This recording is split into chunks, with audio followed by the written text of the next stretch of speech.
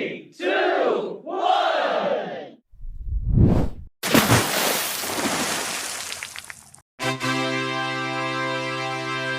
What is it? A tiger shark. A what? Hello, everybody, and welcome to another episode of Franchise Deep Dive with Jake and Josh, the podcast where we break down, dissect, and discuss all of your favorite and least favorite movie franchises. I'm Jake. And I'm Josh. And today, we are amidst the beach season. And what better way to ring in the beach season than talking about possibly the greatest movie that we have talked about on this podcast, and also some movie called Jaws from 1975. So, The what? I don't know if I've said it on this podcast before, but the way that man delivers that one line is probably my favorite line delivery in all of the history of cinema. And I don't mean that in a joke, in the way that I said Twilight, the baseball scene, was one of the top 5 greatest scenes in cinematic history. That's just me fucking around. Every time that man says, "Oh, what?" Because he's like, I'm not trying to like make fun of anyone's appearance, but the way that man looks is not at all how you expect him to sound. I don't know if I'm alone in that, but I don't know, man. When he said it, I thought it was, maybe it was the face he was making. It was like such a just blank, confused face. So I like when he delivered it, it sounded just right for me. It is very appropriate to his facial reaction. I just mean like his overall aesthetic, his look. Like you don't expect him to sound like that. But either way, guys, yes, of course, if you clicked on the title of this episode, you know we are, of course, starting off our little 2-part Jaws series. Today we are discussing the first Jaws movie and Jaws 2, and then 2 weeks from now, when the next episode comes out, we will My bad. I should have waited. For anybody wondering why I just lost my shit, Josh pulled up a picture of the guy from that scene. Man, we are off to a hot start. But yeah, in the next episode, we will of course finish up the series with Jaws 3D and Jaws: The Revenge, which are technically both the third movie canonically in Jaws lore. Not sure if you knew that, but yeah, apparently the fourth film, it completely ignores the events of the third movie. So canonically, Jaws: The Revenge is a sequel to Jaws 2. Oh, okay. I was wondering why some things didn't line up, or they just kind of okay. Oh, like none of the stories continuing and none of the actors returning. Yeah, like there's a whole different girl and everything. Fun fact, and I'll share it again on the next episode because it is more of a fact for the later Jaws movies. They asked Dennis Quaid and the actress who played his girlfriend in the third movie to come back for the fourth movie, and they both said no. As did Roy Scheider, as did Richard Dreyfuss. So didn't seem like anybody wanted to be in Jaws: The Revenge. So probably wouldn't have been at all better. No, I don't think you really could have saved anything. No, Jaws: The Revenge is unsalvageable. But yeah, let's return to the Jaws movies that we are discussing on this episode. Like mentioned, we are talking about Jaws and Jaws 2. I got a lot to say about Jaws. I don't know about you, but much less to say about Jaws 2. But I got some interesting fun facts to kind of lay out. But before we get to Jaws 2, we obviously have to talk about the movie that started it all. Jaws from 1975, directed by Steven Spielberg, budget of $9 million. I did a little quick Google search. That is $53 million adjusted for inflation in 2025. Box office, 476 mil, and a Rotten Tomato score of 97%. And as we looked up earlier, only an 8.1 on IMDb. So if you guys trust IMDb, still to this day, I think that's a pretty good indication of why you shouldn't. But yeah, so We talked about this a little bit before we started recording, where Jaws is a movie that is maybe one of the most well-documented movies in terms of the behind the scenes and the making of. There's been dozens upon dozens of interviews with cast and crew and everybody involved, from producers to Spielberg himself to Dreyfuss and Scheider, and all around, it is one of the most thoroughly talked about movies, both in terms of just its analysis, people's critical reception of it, but then also, again, like we said, the behind the scenes making of. But we're going to try to do our best to add our own personal experiences with these movies, while also sharing some facts about Jaws that you guys have probably heard if you've ever heard people talk about this movie or looked up this film at all. Starting with some of the kind of bigger known facts. The making of Jaws was kind of a shit show all around. I think the big three, and I don't want to mess up these specific numbers, so I made sure to write them down.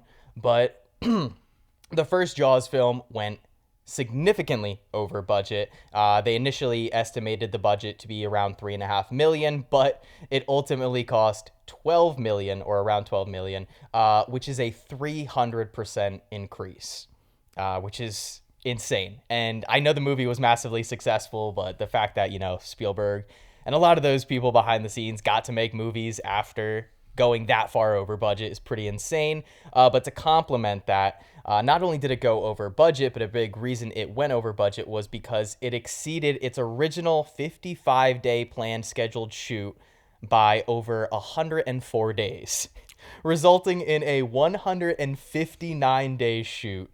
And that's like a big reason, obviously, why the budget was so ridiculous by the end of it.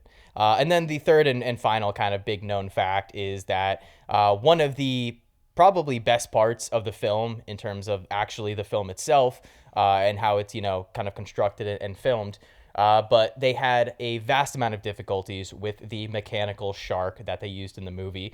A large part in due to when they initially were testing out the shark, they used just like regular tank water, and then they didn't account for what salt water would do to this big mechanical shark when they ultimately ended up filming in the real ocean. So those are kind of the big three. But they had to rebuild it like 3 times, right? I think or build it 3 times. I don't know if they built it specifically 3 times, but I know that there were 3 sharks used throughout the filming. And then I think they said each shark cost around $250,000 to make. So, that's $750,000 of your budget already alone on just the sharks, for which you don't see for most of the movie. Yeah. Damn. That sucks. That does suck. Now, I'm kind of like not really remembering, but I always remember seeing that this movie almost like ruined Spielberg's career. Yeah. Or just like directing career. Is that because of the budgeting thing, or is that just like other aspects?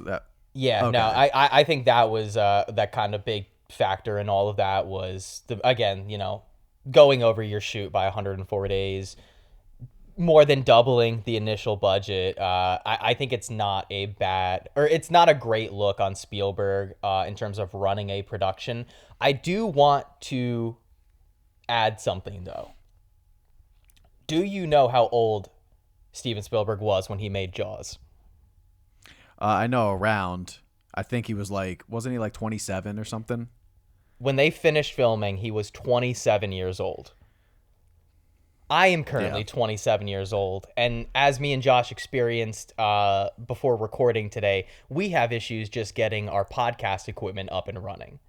So I cannot fathom being 27 years old and a huge studio putting you in charge of a movie that already is extremely ambitious. And it was actually really funny because it was Steven Spielberg's idea to actually shoot in the Atlantic Ocean. He's the one who kind of lobbied for that, and everybody in the interviews that I was watching were like essentially boiling down to, we don't know why the fuck the studio let him do that. Like, you got this 27-year-old kid. I think this Jaws was only his either second or third film that he had made, and handing him this much money and pretty much just giving him free reign to kind of do whatever he wanted. I just do not see something like that happening in today's day and age. It seems like not, it's not uncommon for directors to hire, I guess the phrase would be green directors, like very young directors with not much under their belt. But whereas back then it was seen as more of a creative risk, like, hey, let's just let this young guy do what he wants with this project. Nowadays it's more for control. Nowadays you have a lot of studios that hire these directors so they can kind of bully them around, give them as many studio notes as possible, and, you know, take away as much creative freedom from that director as possible. But yeah, I mean, like that's a good kind of setup and foundation. Should we read the plot synopsis for this movie, or do you think it's well known enough at this point? Should we do it?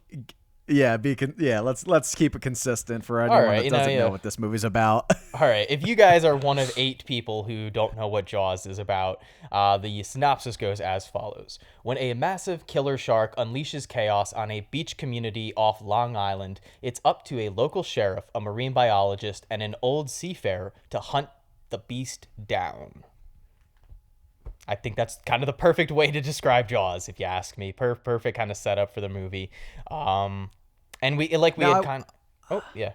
Well, no, I wanted to ask a question about, like, how much you know about this, because I read a couple different things, and they don't really, like, line up. Yeah. I heard that, like, before taking this job, Spielberg had, like, one condition that the shark doesn't not be seen until, like, an hour in. But that kind of contradicts the whole complications of the shark. Now, that could have just been wrong. Maybe he never said that. But I read that somewhere, that he had that condition. He wouldn't make this film unless he could, like, not show the shark for, like, the first hour of the movie. But the whole thing with the issues is that it said that they plan to use the shark, like, all this, like, that amount. So I guess it is kind of conflicting reports and stories when it comes to that. Because, like, we did kind of highlight already how there were a lot of difficulties with the shark. It was constantly breaking down to the point where some of the cast members who were, like, extras who were cast for, like, sailing and parasailing and whatnot on the beaches and stuff, that when they were having production issues, they would just tell them to go practice. Like, just go off and practice to get better at it, which I think is kind of funny.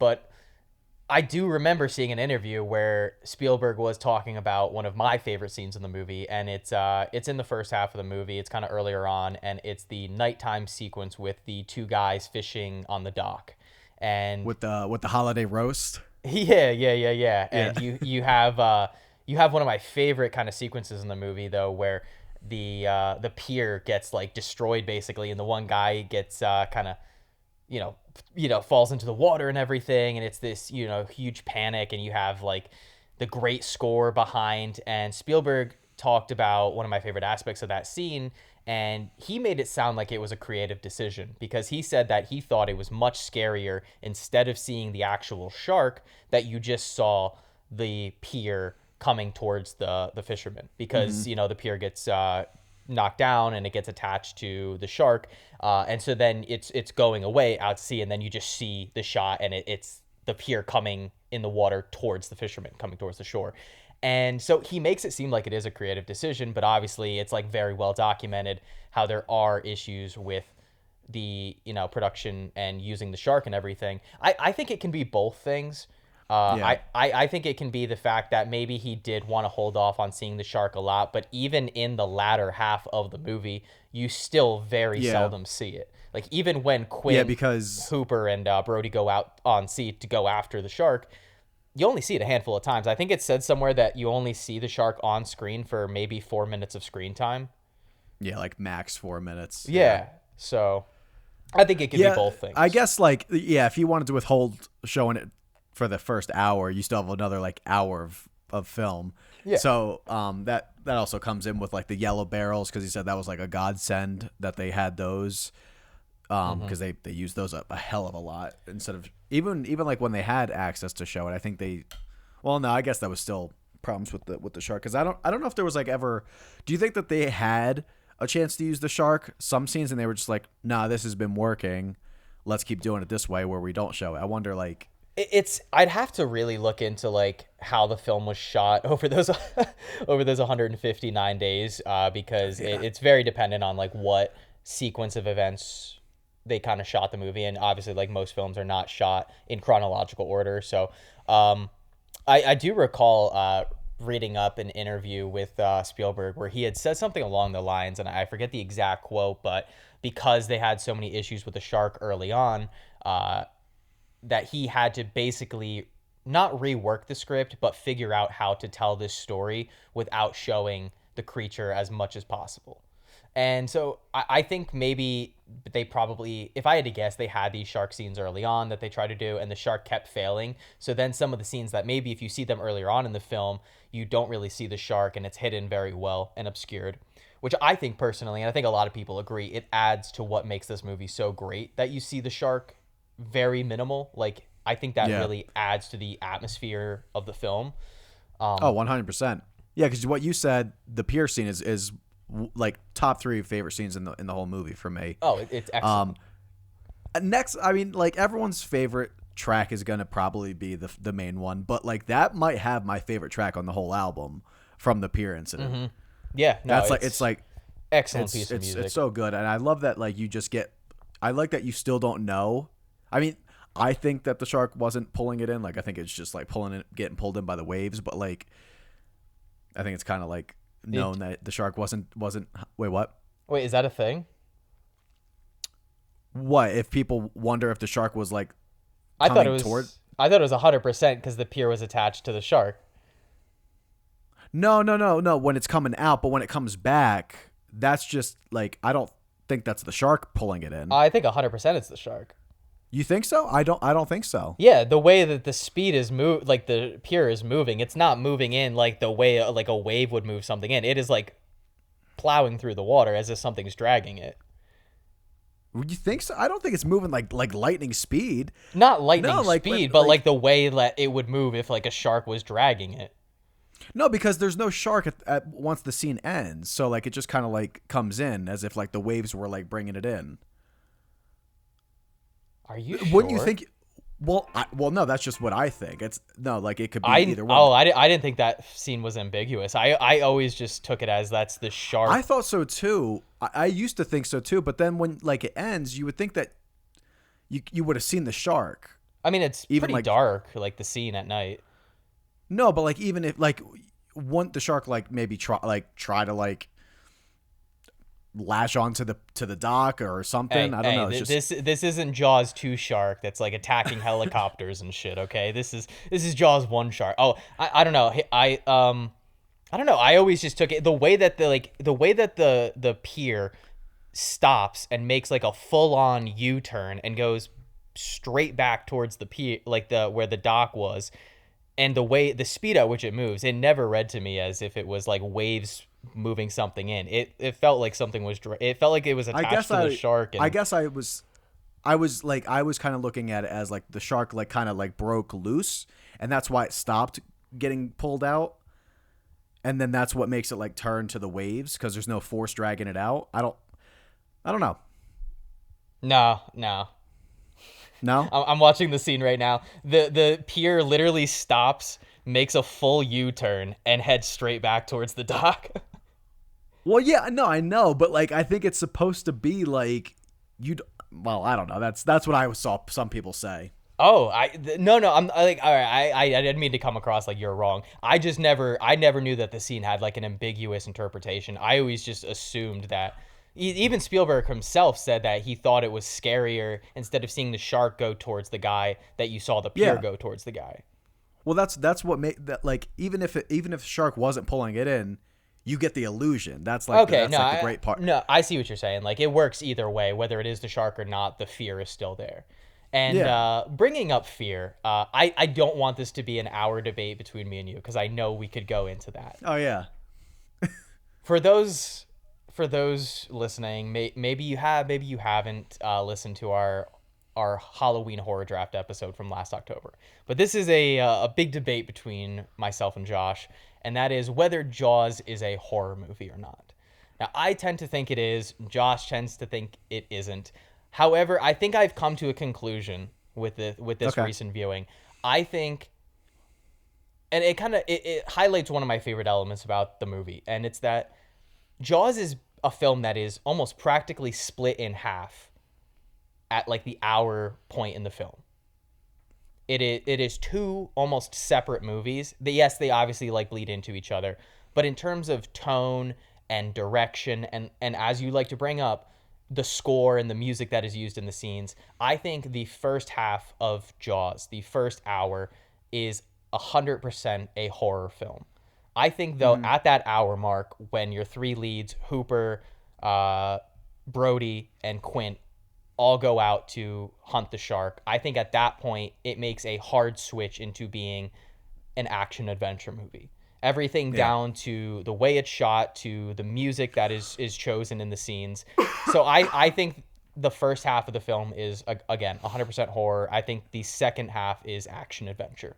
That's where I've kind of landed on that debate. So what does that make the film as a whole to you? If you had to pick one genre. I still think it is a horror film because the foundation of the film feels more rooted in horror to me. I think Indiana Jones does not take, an hour to get to the action adventure. Most action adventure movies, that is the focal point, whereas it feels like the action adventure elements, the three characters going out to hunt the shark, in my opinion, in this movie, feel like a solution to a horror antagonist. And I don't think it's a crazy notion that especially the opening scene of this film is directed like how an opening scene of a slasher would be directed. Yeah. So I've told Jake I am perfectly fine if anyone considers this a horror movie. I get it. I get why people think that, because I think this has a lot of horror elements. I think some scenes are even they're like horror movie scenes. For me, the floating head. It is. Yeah, that's always gets me. That's a crazy jump scare. I don't know. Like, first off, I wanted to ask you something. Just like with the whole action adventure genre, can they be their own thing? Like, I feel like everyone always pieces them together, but can you be an adventure film without being an action film, vice versa? That's tough, because so much of it. John Wick. John Wick is an adventure film. That's just an action film. But like, what's an adventure film that you wouldn't say is an action film? I would say this one. I would say like this is I would not put action in this movie really. I don't know though, because one-liners are kind of a staple of action movies, and there's very few one-liners that are better than "Smile, you son of a bitch." But like I don't know this. So Jaws feels more to me like these are the three main genres. Thriller. Yeah. I would put suspense thriller kind of more together, but like those are hard genres because they're so like, well, first off, suspense and thriller I think are even closer than like horror in those two. Yeah. So like suspense / thriller, but adventure, and then drama for me. And then I would give horror like the fourth one. Fourth. I think it's a very easy 1 and 2.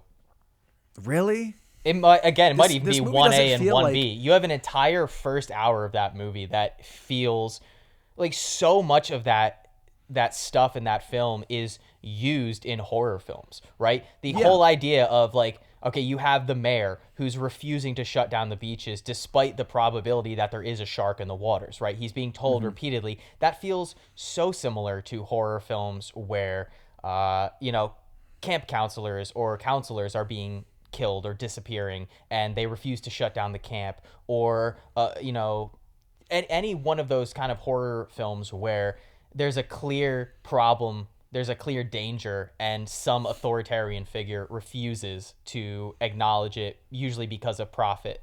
I think it shares so many commonalities with a lot of horror films that like, and you yourself, like, I think if you were, I think horror is so clear in this movie, and I think putting it at 4, it just doesn't feel right, because like you yourself, you're fine, and I know how argumentative and stubborn both of us are, but even you acknowledging you get why people consider it a horror film, I think puts it as one of the defining genres for the film. It's so hard because this terrified people, but I think, and this is also hard because then people are going to say, well, okay, then how about Psycho? Because that, I know it's a very like tough line sometimes between what is really just a full-on suspense movie versus what is a horror movie. Yeah. This movie feels like it's directed more to fit the line of like Hitchcock thriller style. Now, I don't know. Like even the first half, the scenes are directed very like tension filled suspense. There's not really like a horror payoff in like a lot of horror movies have, like a slasher. There will be like a shock value payoff, and there isn't that. That is like one of the key points in this movie is that it is strictly directed to be suspenseful and like thrilling, but I think not suspense really lends in your itself face to horror.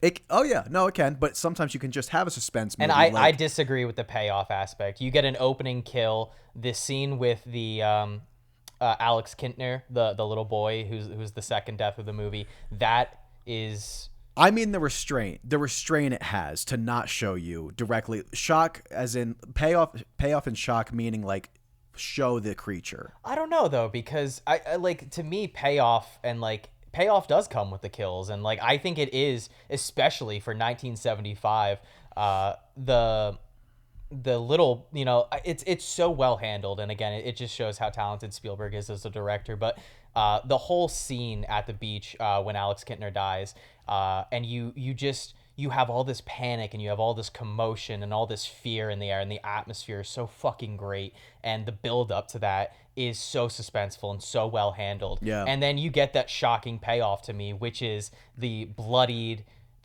raft, the yellow raft that the Alex Kintner was on in the water, washing up on the shore, and his mother finding it. Like, that to me is a horrifying payoff. Like, yes, it does show reservation. No, there is payoff. There's reservation, but that to me lends more to Spielberg's talent as a director, less than it does to the genre that it's trying to capture. I saw I don't know if you know the quote from Hitchcock, and it was what Spielberg referenced when talking about Jaws, I think, about the bomb under the table. Mm-hmm. Right? He said, like, people are around a table and there's a bomb under the table and it blows up. That's shock and like horror. Yeah. The bomb under the table, people are around it, it's ticking, it doesn't go off, that's suspense. So like that's the difference for me, is like of course there's a payoff. Like, the kid fucking dies, you see the results of it, yes. But I think when I'm talking about payoff, I mean like payoff in the sense of like seeing the like grotesqueness of it, as you would like a slasher film or like I don't know, traditional, dude. Like when Quint gets bit, that's pretty fucking visceral. No, yeah. Oh, no, it does give you some scenes. I don't think it's enough though to say the whole movie, this is a horror movie. Not from me. There's so much other within it that I think is the shark movie is like feels secondary to me. It's like on the surface that's what it's about, but it doesn't feel like it's really the primary focus. To me, that sounds to like me. See, the thing is though, I just think it's, again, that first hour is so much a horror film. It's just a horror film that's really well fucking handled, and the characters are fantastic.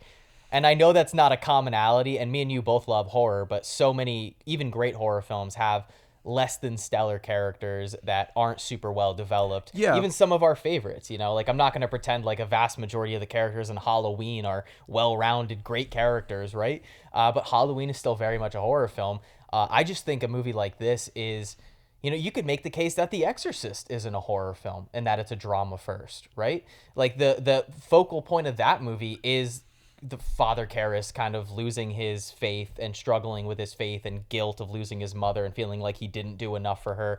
And you also have this mother who's like losing her daughter, yes, to a demon, an entity, but a lot of the times in that movie, the horror feels secondary. So I don't think just because the horror takes a little bit of a backseat because the character development is so It great. fucking goes in the trunk for me sometimes.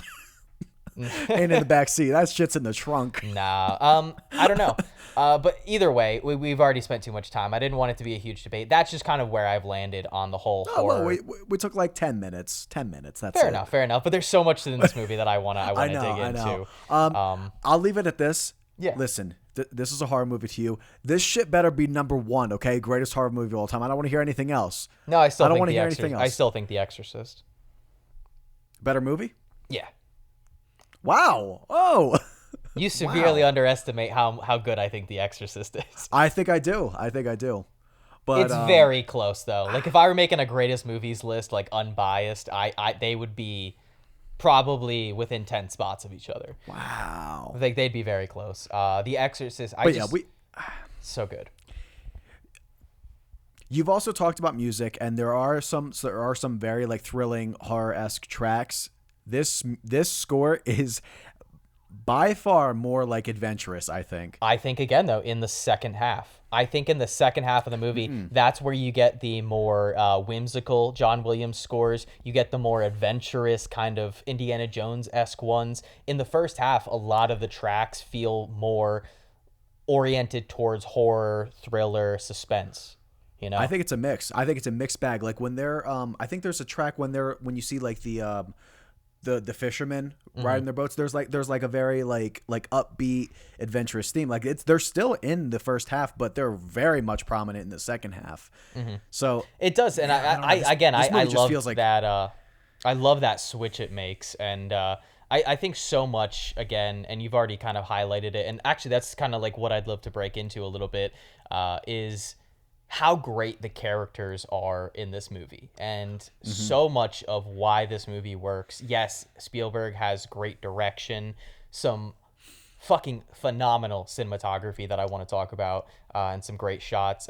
You have an amazing John Williams score, one of the most iconic scores of all time. Yes, that main theme that plays out like a heartbeat, which is fucking fantastic. But also just like those other themes that we were talking about, like the more whimsical, adventurous ones are just breathtakingly good. But the characters in this movie. And I want to start off by saying, did you know who the original idea was to play Martin Brody? Like what actor? Yeah. No. Originally, they were looking at Charlton Heston, but Steven Spielberg felt that because Charlton Heston was like this American hero icon, that putting him in as the police chief and the main character of the film, it would lead to audiences feeling as if the shark had no chance of winning.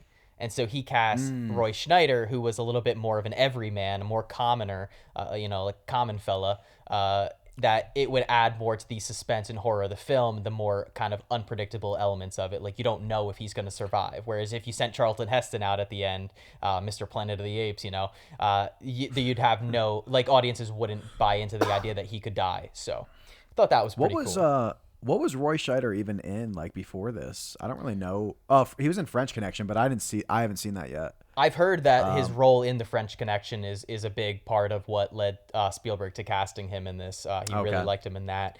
Yeah. Nothing really else though. But yeah, all around, I think what elevates this movie, other than all of those kind of technical elements that we briefly brought up, and we'll get into more in a minute, but it's the characters. It's the performances and the characters that are such a driving force in this movie. And it's something that, unfortunately, 2, 3, and 4 just severely lack. They just don't understand it. They just don't get it. Like, yeah.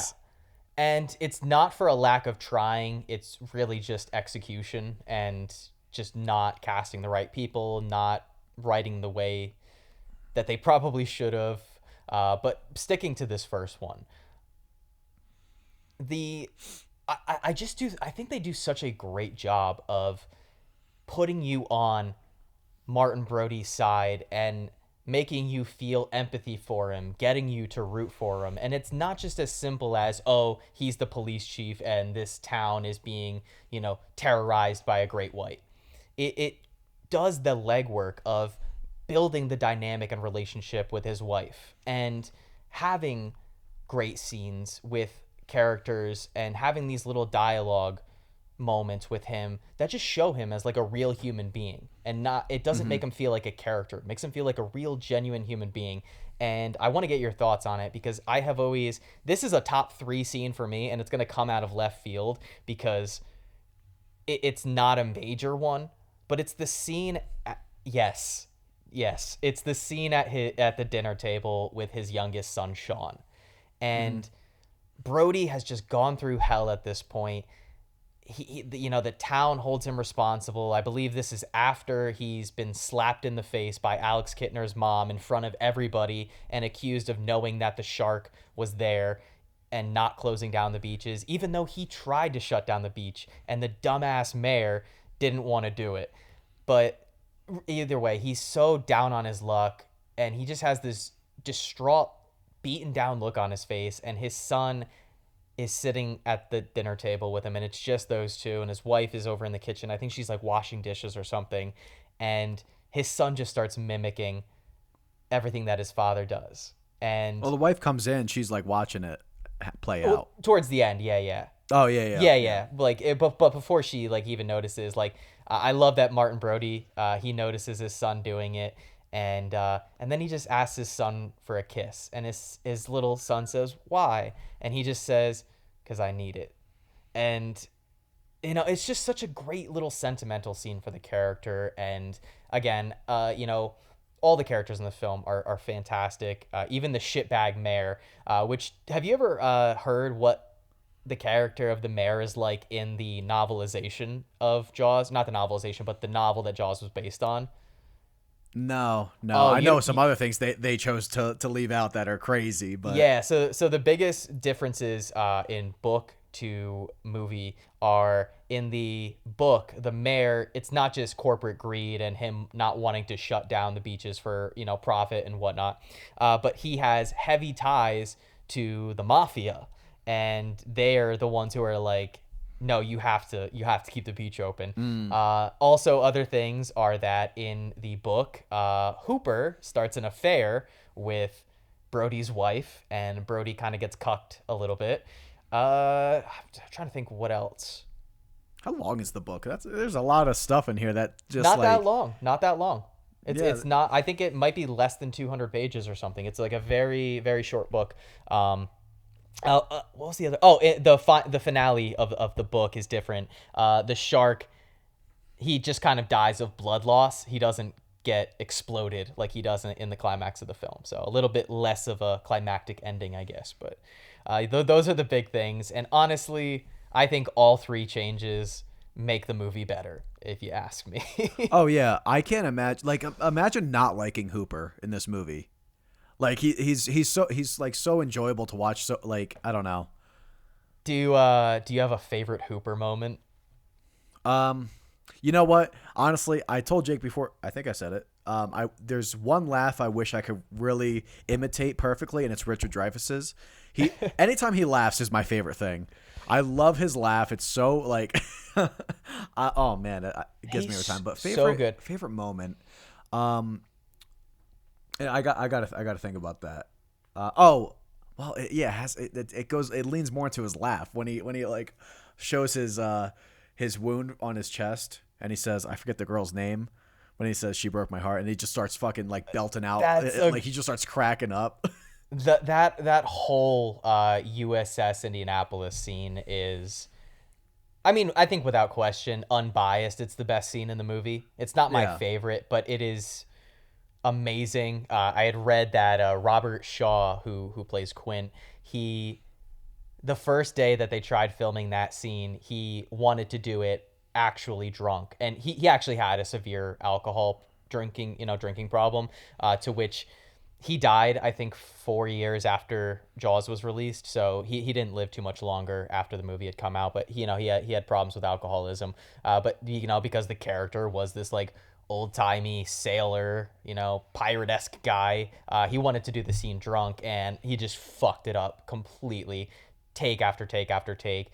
And Robert Shaw was like, he felt so bad about it apparently, and he approached Steven and he was like, just give me like another shot tomorrow.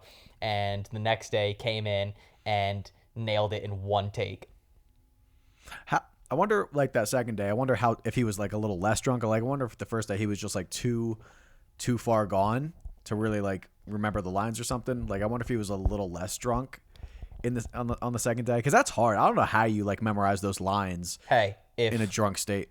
If Donald Pleasance can do it in Halloween and be absolutely fucking hammered for the opening car scene of that movie, Robert Shaw could have done it. But no, I think another common kind of behind the scenes fact that people know about this movie is that Richard Dreyfuss and Robert Shaw fucking hated each other while filming this movie. Had a bunch of different spouts, just did not get along at all. I'm sure that added to the complication of the already complicated filming process of this movie.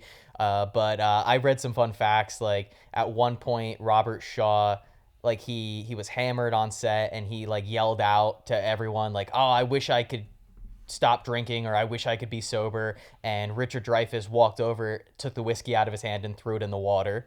That's great. The biggest spat that they had was, I forget at what point during the filming process, but Robert Shaw blasted Richard Dreyfuss in the face with a hose, like a water hose. Blasted him in the face, and that caused Richard Dreyfuss to walk off the set, yelling, "That's it, I'm done, fuck you." Dude, did he get any injuries from that? That's crazy.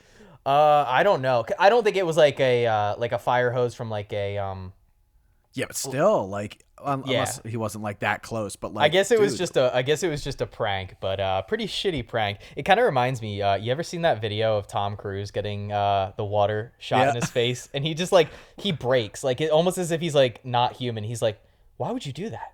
What is wrong with you?" It's like he didn't understand like why the guy did it. Oh, it's so good. But no, back to Jaws. Do you have a favorite Hooper scene? And it's one of my favorite shot and blocked scenes in the movie on Spielberg's part too. And it's when Brody and Hooper approach the mayor about shutting down the beaches, and that it might not, I think they're trying to talk to him about the shark, not, because they catch the tiger shark and they think that it's the shark that killed the Kittner boy. Obviously it wasn't. And they approach him. And it's kind of this like long tracking shot. And one thing that this movie does extremely well, and there's another one that I want to highlight because it's one of my favorite oneers in any movie ever, and it's so subtle. But in this scene specifically, it's like this kind of long tracking shot as it follows the characters as Brody and Hooper just try to reason with the mayor and are just trying to talk some fucking sense into him. And the shot, the way that the actors just move within the frame, they come closer to the camera and they move farther away, and it kind of ends with Brody and the mayor, and they're standing in front of this big advertisement board that somebody has painted a shark over it. And the whole time while Brody and Hooper are trying to explain to him the issues and the problems plaguing Amity, he hears none of it, and all he says is, "You see that? That's graffiti up there." All he's worried about is like the town's reputation and the graffiti on the board, and not that they might have a shark. But the entire scene, it like keeps building and building, and he's not hearing it. And then Hooper just has his breaking moment, and he's like, "You know what? That's it. I'm gone. Goodbye." And I'm paraphrasing because I forget exactly what he says, but he's just like, I have no. What does he say? Like, I have no concern with trying to. I refuse to reason with someone who's lining themselves up to be a hot lunch or something. Yes, like that. yeah, it's something along the lines of that. It's just such a great moment for his character, and I was watching one of the interviews, and it was like the making of Jaws, and one of the guys was like, he said, "Oh, Richard Dreyfuss playing Hooper in Jaws is one of the best comedic performances of the 1970s. And honestly, I might agree, because everything he says and does in this movie, I even love when he comes to Brody's house towards the beginning of the film, and he's there, everything is kind of casual, and Brody, you can tell Brody's not about it at this point, and he like pours himself a big glass of wine, and Ellen and Hooper are just having like a nice normal conversation, and it's all friendly and it's nice, and then the entire tone of the conversation switches because Hooper's like, oh, and by the way, tomorrow I'm gonna go tell the marine biologist people or whatever that it was not a boating accident and you guys have a shark problem. And Brody's like, well, why the fuck would you do that?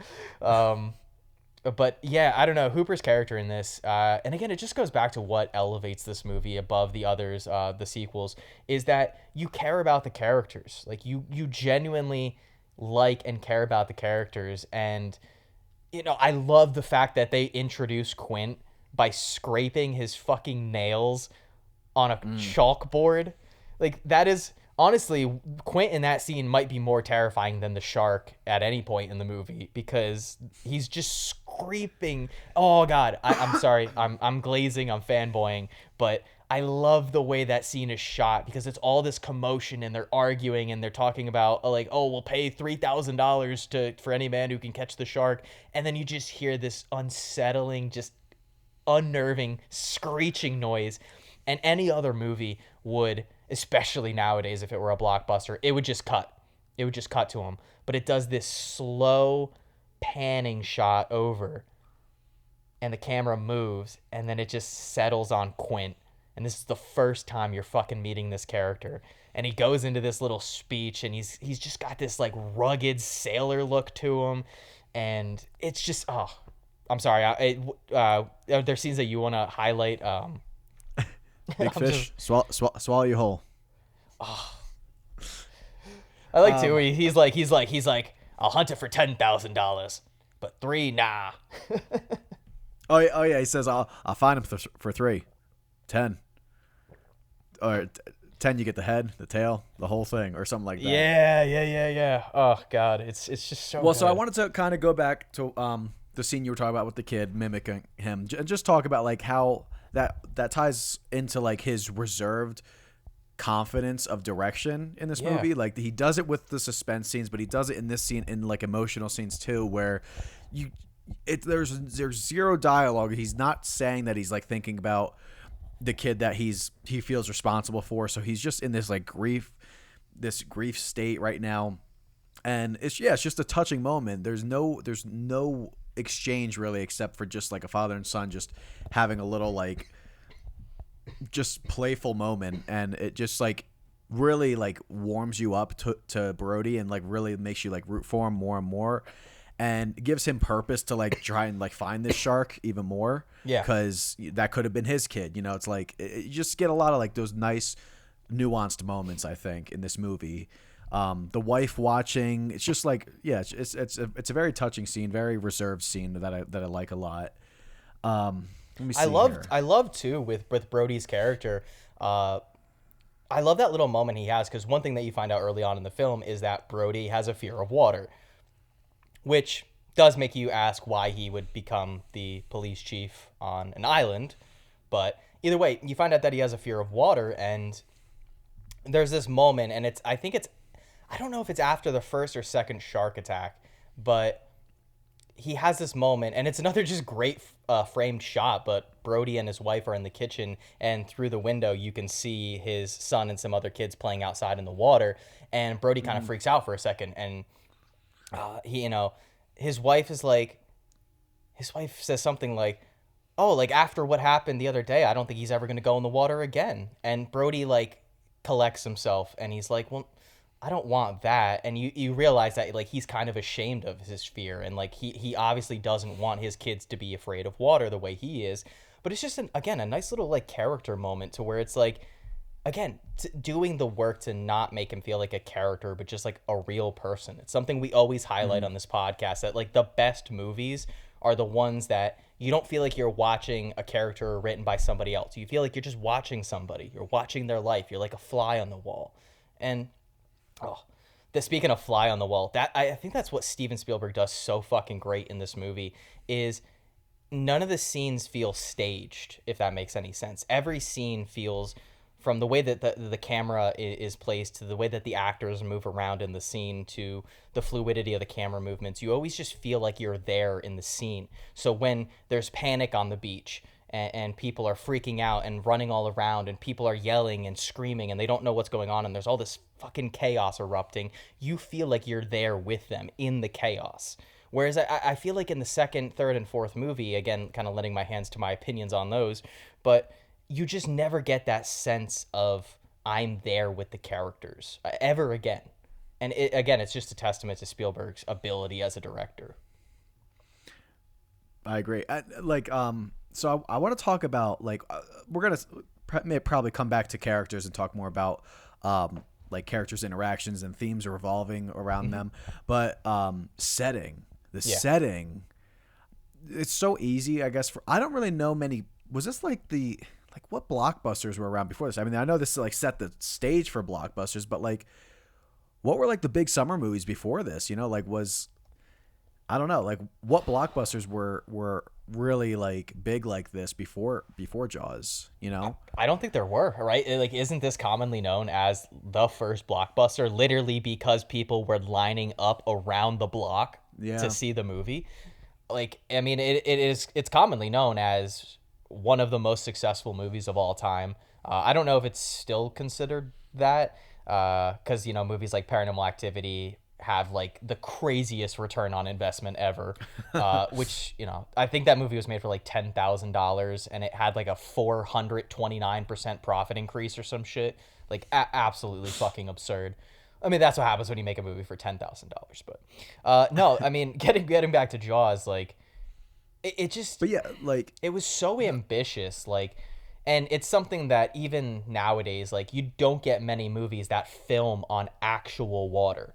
Like, when they're on the boat, when stuff is happening on the water, it's not, you're not in a back lot somewhere with a CGI, you know, green screen background. They're on the fucking water filming this shit. And there's so much smart usage of camera in this movie because so much of it is handheld. There are some very like methodical, smooth camera movements, but so much of it is done handheld, which gives such like a free flowing movement to the visuals that it just like they match so perfectly with the look and the setting of the film. It's I wanted to talk about the oneer that I forgot. It's when they're on the ferry. So it's Adrian Brody, or not Adrian Brody, I'm sorry, Martin Brody. My mind's still stuck on the Brutalist, I guess. No, it's Martin Brody, and it's when he's approaching the mayor after the opening kill of the movie, to which initially seemed like a shark kill, but they, you know, the coroner or whatever, it's pretty made clear that he was convinced that, or he was told by somebody else to say that it was a boating accident.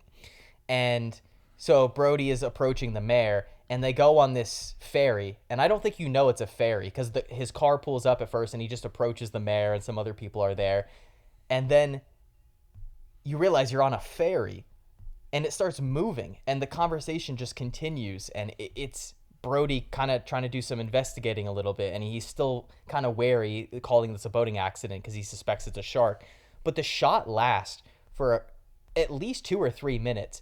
And it's not like other flashy oneers in other movies where there's so much camera movement and there's all this movement and stuff. The camera just stays fixated on Brody.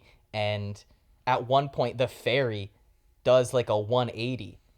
And you're still just locked with these characters as the scene continues without any cuts. It's just one of the best usages of a oneer in a film I've seen. It's so subtle. It's not flashy. But, man, it's just so visually, aesthetically pleasing. Yeah, a lot of those one shots in this movie, like you don't really notice unless you're like really trying to like find them because they just feel so natural and like just like part of it rather than like just like, but like, yeah. So with the setting, I feel like with a movie like this, it's so easy to like pick. I don't know, like Amity's that's a fictional town, right? Is that a real town? I don't know. I'm sure it is a real town. Whether it is the real town in the movie, I don't know. Is that the real name or like? Is Amity in Jaws a real place? No, it is not. Okay. So, but you have that like. Did you know where they shot the movie? I don't know. It looks like Cape Cod or something. It's Martha's Vineyard in Massachusetts. Okay. All right. Yeah. There's 2 Cape Cods, right? There's one in Connecticut and where's the other one? Oh, I'm terrible at geography. I used to think that the Dakotas were where the Carolinas are. Oh yeah, no, there's a Cape Cod in Massachusetts. So yeah, it has that like Cape Cod feel. That like. Which Cape Cod is that Vampire Weekend song written about? You know, I don't know actually. I'm assuming Massachusetts, but are they from Massachusetts? I thought New York. But then they have a song about New Jersey. Yeah, I don't know. Maybe they're Wait, from the Jersey's the Garden State, right? Yeah. Yeah. Walcott, don't you know that? Yeah, I don't know. That was a weird sidetrack.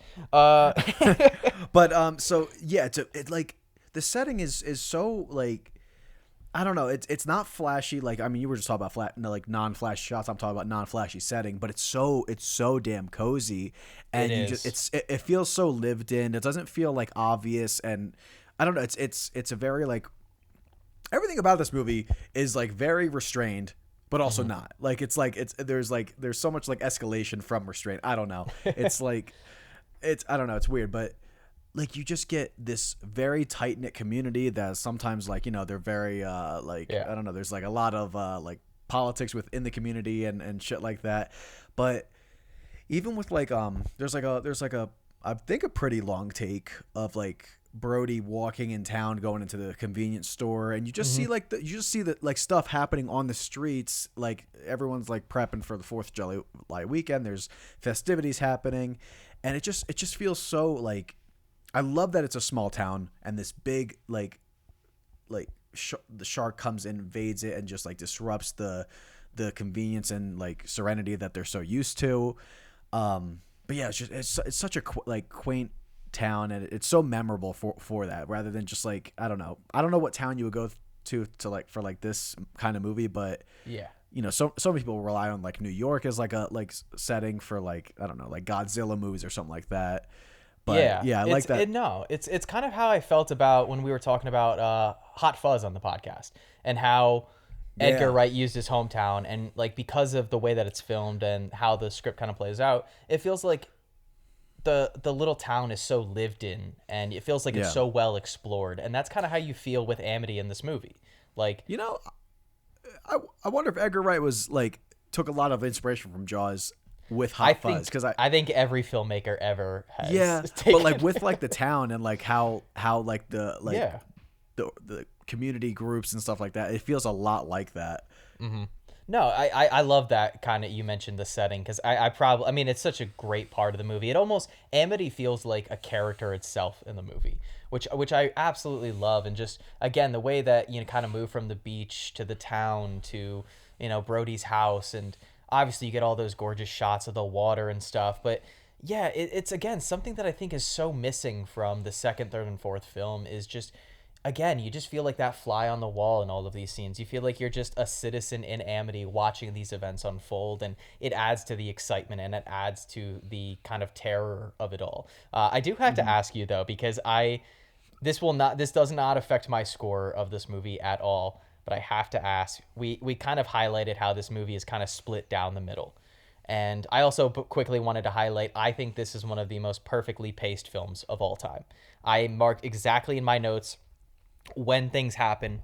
If you don't mind, I just want to look at it really quick, because I was so impressed with the unfolding of events. So you start out with an opening kill, so the threat is immediate. 20 minutes in, we already have 2 deaths. We have the little girl, and we have the little boy, the Kittner boy. 30 minutes in, and we have now introduced all 3 of the leads, Brody, Quint, and Hooper. And then, trying to find the next one. Man, I took just so many goddamn notes. 75 minutes in, and we get the USS Annapolis. And I think I scrolled past it, but not exactly on the dot, but right around the 1 hour mark is when the 3 characters set sail. And then 15 minutes later, you get the USS Indianapolis speech. The best part about this movie is just how effortlessly and smooth it flows. You're never bored. You're watching a scene of his, the main character making little faces with his son, and you're hooked. You're captivated by it. You're watching 3 grown men just talk on a boat about scars that they got throughout their life, which leads to one of my favorite little moments in the film, and it's when they're showing each other their scars, and Hooper opens up his shirt a little bit, and he's got like a super hairy chest, and Brody just goes, "You're wearing a sweater." It's such a stupid, silly little comment, but again, it just goes to making them real people.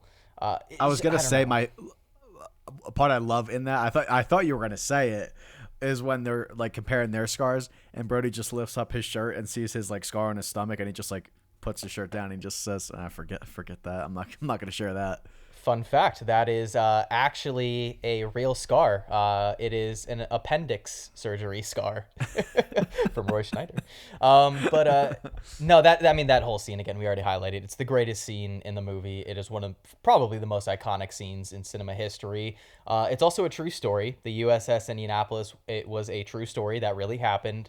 And it's fucking terrifying, and it's awful. And I highly suggest, this is weird of me recommending someone else's podcast on ours, but if you guys haven't ever checked out the Horror Show podcast, they do an episode on Jaws, and the one co-host, Joe, goes into some crazy detail on the whole USS Indianapolis story and the true story of it. It's really cool, really eye-opening, and just some of the insane shit that happened in the real story is crazy. But I love them tying in like a real tragedy to the character of Quint. It just adds like a little bit more authenticity to the character, makes him feel a little bit more lived in, like we kind of highlighted. But there goes me again, sidetracking my original thought. Talking about the fucking pacing. What was I going to talk about before that? So you said an hour 15. We're at the Indianapolis speech, and then. Well, that was just me highlighting, like, again, just how well paced the movie is. Yeah, I forgot what I was going to talk about before that. That's why I can't go on little side notes, because the side notes turn into bigger notes. But yeah, I don't know, man. Just.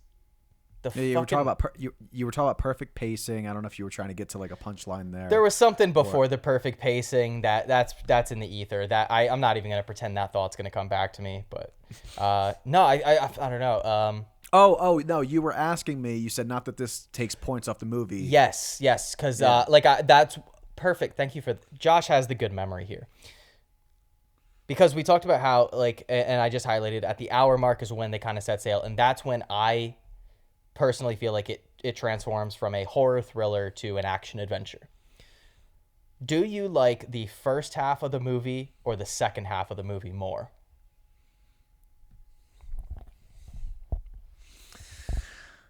Honestly, man, that is so tough, and I think that plays into why this movie is so great, because it doesn't feel one-sided to me. No, it's so incredibly difficult to decide. I'm gonna say I want to say the second half. I love that you get to. I love that you do get to spend time with these three the most in the movie at that point, and they're like they are the most engaging element of this. I mean, they're kind of supposed to be. Yeah. But I don't know, man. I love the time in the town though. I love that. I love the build up. I'm a first half guy. I love the second half for everything you just highlighted. You get the USS Indianapolis speech. You get the climax. Smile, you son of a bitch. Amazing. Yeah. I love. But you get the pier incident. You get the pier scene. You get those like good underwater like POV shots. Like to attacks. Me, so much of what I love about that first half of the movie is like what you said. Like it feels so weirdly cozy, and to me, there's two perfect summer day movies, and it's Jaws and the Texas Chainsaw Massacre, and for two very different reasons. Yeah.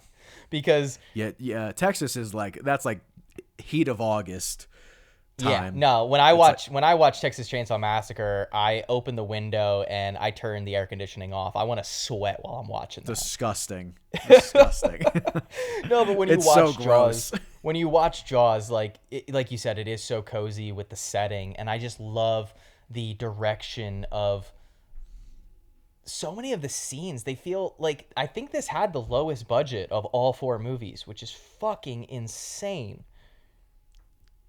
Yeah, lowest budget of all of the four movies, and it feels so much grander and larger scale than the other three do. And it's because of all that work with the extras, and like you said, that pier scene is fucking amazing. I love that, like I already highlighted, the chaos on the beach with all of those extras, and they don't look like Hollywood extras. Like, they look like real people. That old guy with the saggiest tits of all time, like... Yeah. Yeah. I don't want to be rude, but that man is disgusting looking. Rest in peace, but... That alone should have got this movie a PG-13 rating. My God, at least PG. Fucking creepy ass smile he gives Brody when he walks over. Brody's like, "Get the fuck out of my face." That scene has great. I mean that scene's like the famous shot with the zoom out, dolly in, zoom out shot when he sees the kid get.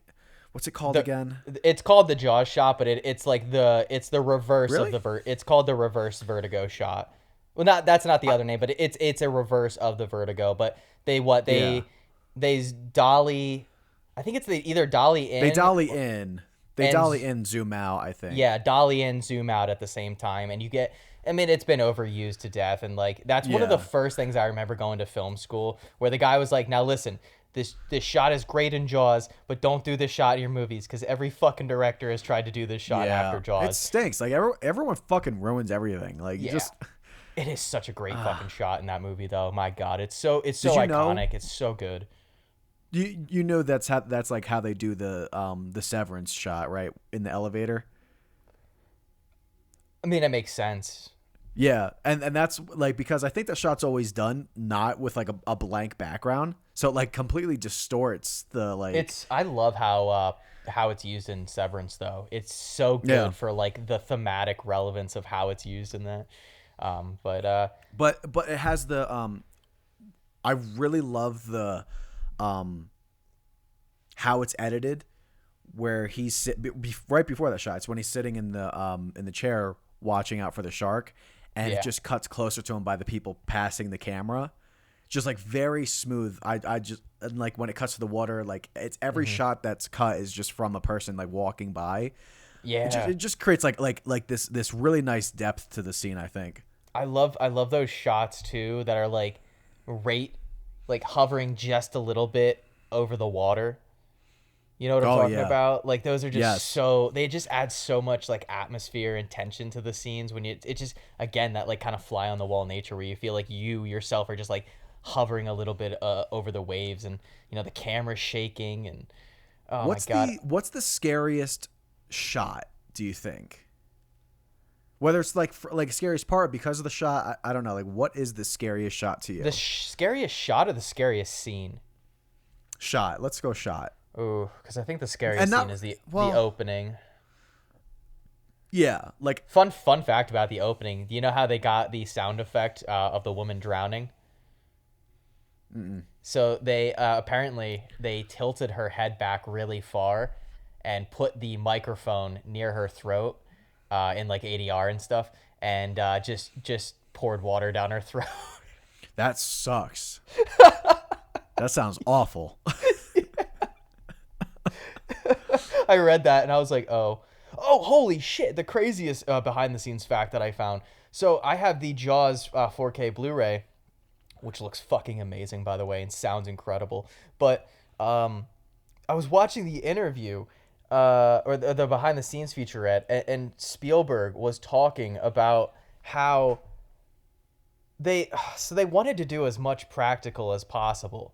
And I didn't get to watch the entire behind-the-scenes featurette because I had to go to work, and I just never got a chance to finish it. But the part that I was watching, so you know when towards the end of the movie, when Hooper's plan is to go down in the cage and try to poke the shark with the thing, they wanted to try to do that practically. And so to make the shark look big, they built a small cage.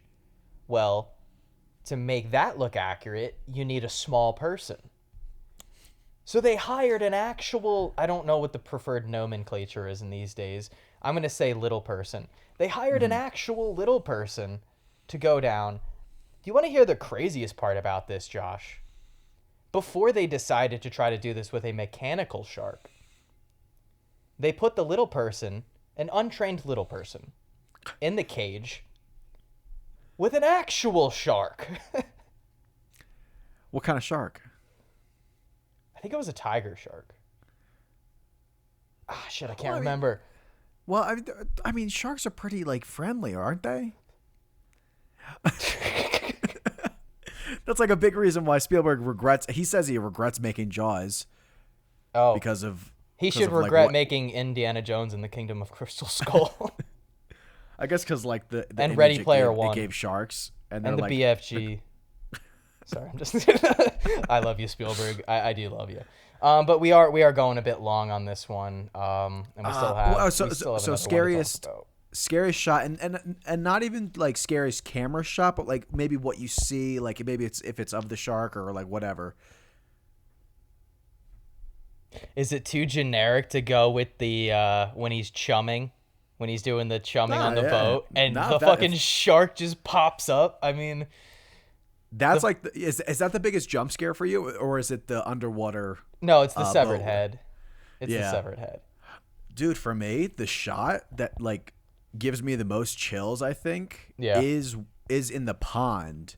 It's like when you actually first see the most shark. It's when the guy gets his leg bit off. When the kids are in that. And it's there's like two moments where you see him fully submerged and underwater and you see like a very blurred outline of it coming up to eat the guy. Yeah. That for me is like the most chilling shot of the shark. I got you. It's a POV shot. And I think it's in the same scene for me. Mm-hmm. It's when the camera is moving. It's clearly the shark's POV. I think you're above the water though. And you're going towards the kid. Yeah. So I wanted to talk about that because that's one of my, like, that kid, his expression is pitch perfect. It's like fucking amazing. Like, yeah, that whole scene I love so much. And mostly, like, because of, well, I do love that shot of the shark underwater, but the kid's face, the terror in his face, and, like, he's just completely frozen. It's so good. What we talk about all the time on this podcast when it comes to scenes, it's not always like a line delivery or an action. It's the reaction that sells the scene. Yeah. And, well, no, you were about to say something. Oh, I was just going to say the only reason that I think that shot is the scariest is because not too long ago, earlier on in this movie, we saw a 10-year-old boy get absolutely fucking demolished by this shark. Yeah. So the fear of a child getting killed in this movie is not unbelievable. The film very early on, 20 minutes in, has already told me that, oh yeah, kids can die. So that pre-established built-in fear and stakes is, I think, what also makes that shot the scariest.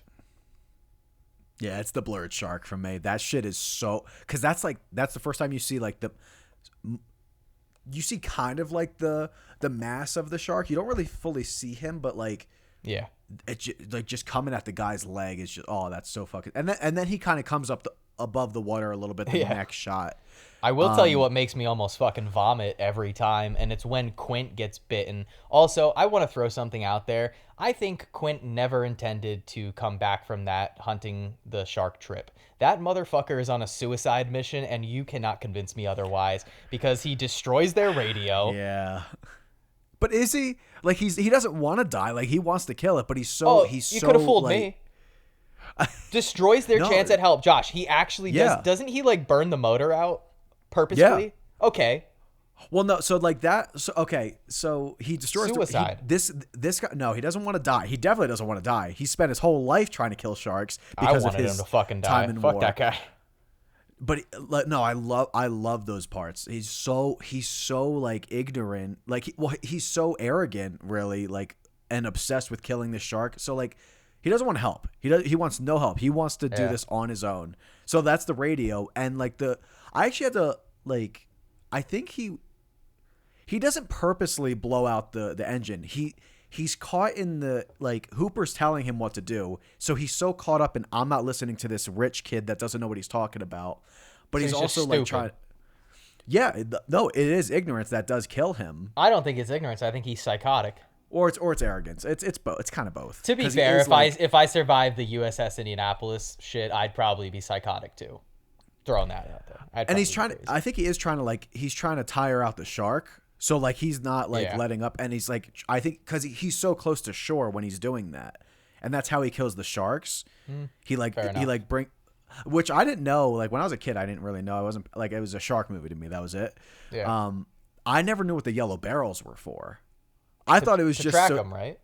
No. He talks about that's how he kills all his like all the sharks or all the like or any like fish that he's hunting. So like the barrels weigh down the shark, tire them out, and then that's what he was saying. He says it usually takes him like no more than 2 barrels to like exhaust the shark, and then he usually like he baits them out to like shallower water where he can like jab them and kill them. So that's what he's doing when he's driving and he blows out the engine. He's like trying to lure the shark to the shallow water and tire it out. So yeah, I didn't know that. I was like, why does he purposely blow out his engine? He is like he is obsessed with like his method. So like yeah, I always thought it was to track the shark too, but it's to like I do like though he is stuck in his ways and he is psychotic. I do love, first off, also I'm addicted to the way that he says Hooper, Hooper, get over here, Hooper, you idiot. It's awesome. I love that, but I love how at first, even though they had off-screen issues, or behind-the-scenes issues, obviously, but I love how at first like Hooper thinks that Quint is just this old kook who doesn't know his shit, and Quint thinks that Hooper is just this young college kid who is just all about the tech and doesn't know his shit. And then over the course of it, they realize that they're both fucked, and they both kind of come to terms. They're like, maybe we can help each other out. And I think a lot goes into that, USS Indianapolis scene where they're kind of just bonding over scars, which I love how it starts out as just real scars, and then it's talking about women, which I don't know. Mm-hmm. It's a very just like bro scene, I guess. Maybe that's why I love it. So that's like what I think this screenplay, the script for this movie is so strong because of like everything that is underneath the main synopsis of the movie, which is the shark. Yeah. It is like the divided class issues between like the old kind of like working class versus like Hooper's kind of like soft in their eyes, like elitist, educated, rich person. And then you have Brody, who's like the middleman, who's just like the average guy. And I love that you just get that intersection trio, kind of like learning from each other, but also like kind of like ignorant to each other at first. Like they do eventually kind of like learn from the other reluctantly a little bit, because I think when Quint at the end, he doesn't fully ask for Hooper's help. He just says something like, Hooper, tell me about this. The equipment, the equipment. Like that's like him kind of giving in with, but yeah, it's like a huge like premise within the plot that is so over. I don't even know if it's overlooked actually anymore, but like maybe to like the casual like movies where it's like people kind of ask, why is Jaws like what? So the people that say like, why is Jaws so great? I don't get it. Like it's just a movie about a shark. There are so many other layers to this movie that are just not talked about amongst the like more. The shark is almost like a secondary element. Like it really is about these characters' lives. It is about their dynamics. It has thematic relevance, like you said, with like the working class and the rich, and then also just like obviously corporate greed being like a big theme of the movie with the mayor. Community politics, like it's like there's I actually overlooked this scene when they're on the beach and the woman is talking to the other woman in the background, and it's just in the background, but you like. Well, they're the only ones talking, but it's kind of focused on Brody, and you just hear the woman saying like, how do I become like an islander? And the lady's just like, oh, you weren't like, you'll never be one. You weren't born here. Yeah, I always overlook that part, but it just plays more like so into the, just how, what is it? Is it like, are they nativists kind of like? Is that's what the term is? Like they're like just they're just very like stuck to their roots. Like I don't know. Yeah, but it is such a great part of the movie. But the scene like I forgot to get to, the one that makes me almost vomit, is just when Quint gets bit, and he's just like sliding down the boat as the shark is eating him, and it cuts to like a close-up shot of Robert Shaw, and like just like the biggest blood spurt comes out of his mouth and just goes everywhere, and it's like, oh, really, that gets you? That gets you? It's just you watch so much visceral. Disgusting shit. You watch so much more disgusting shit, and you tell me that that's gonna make you puke.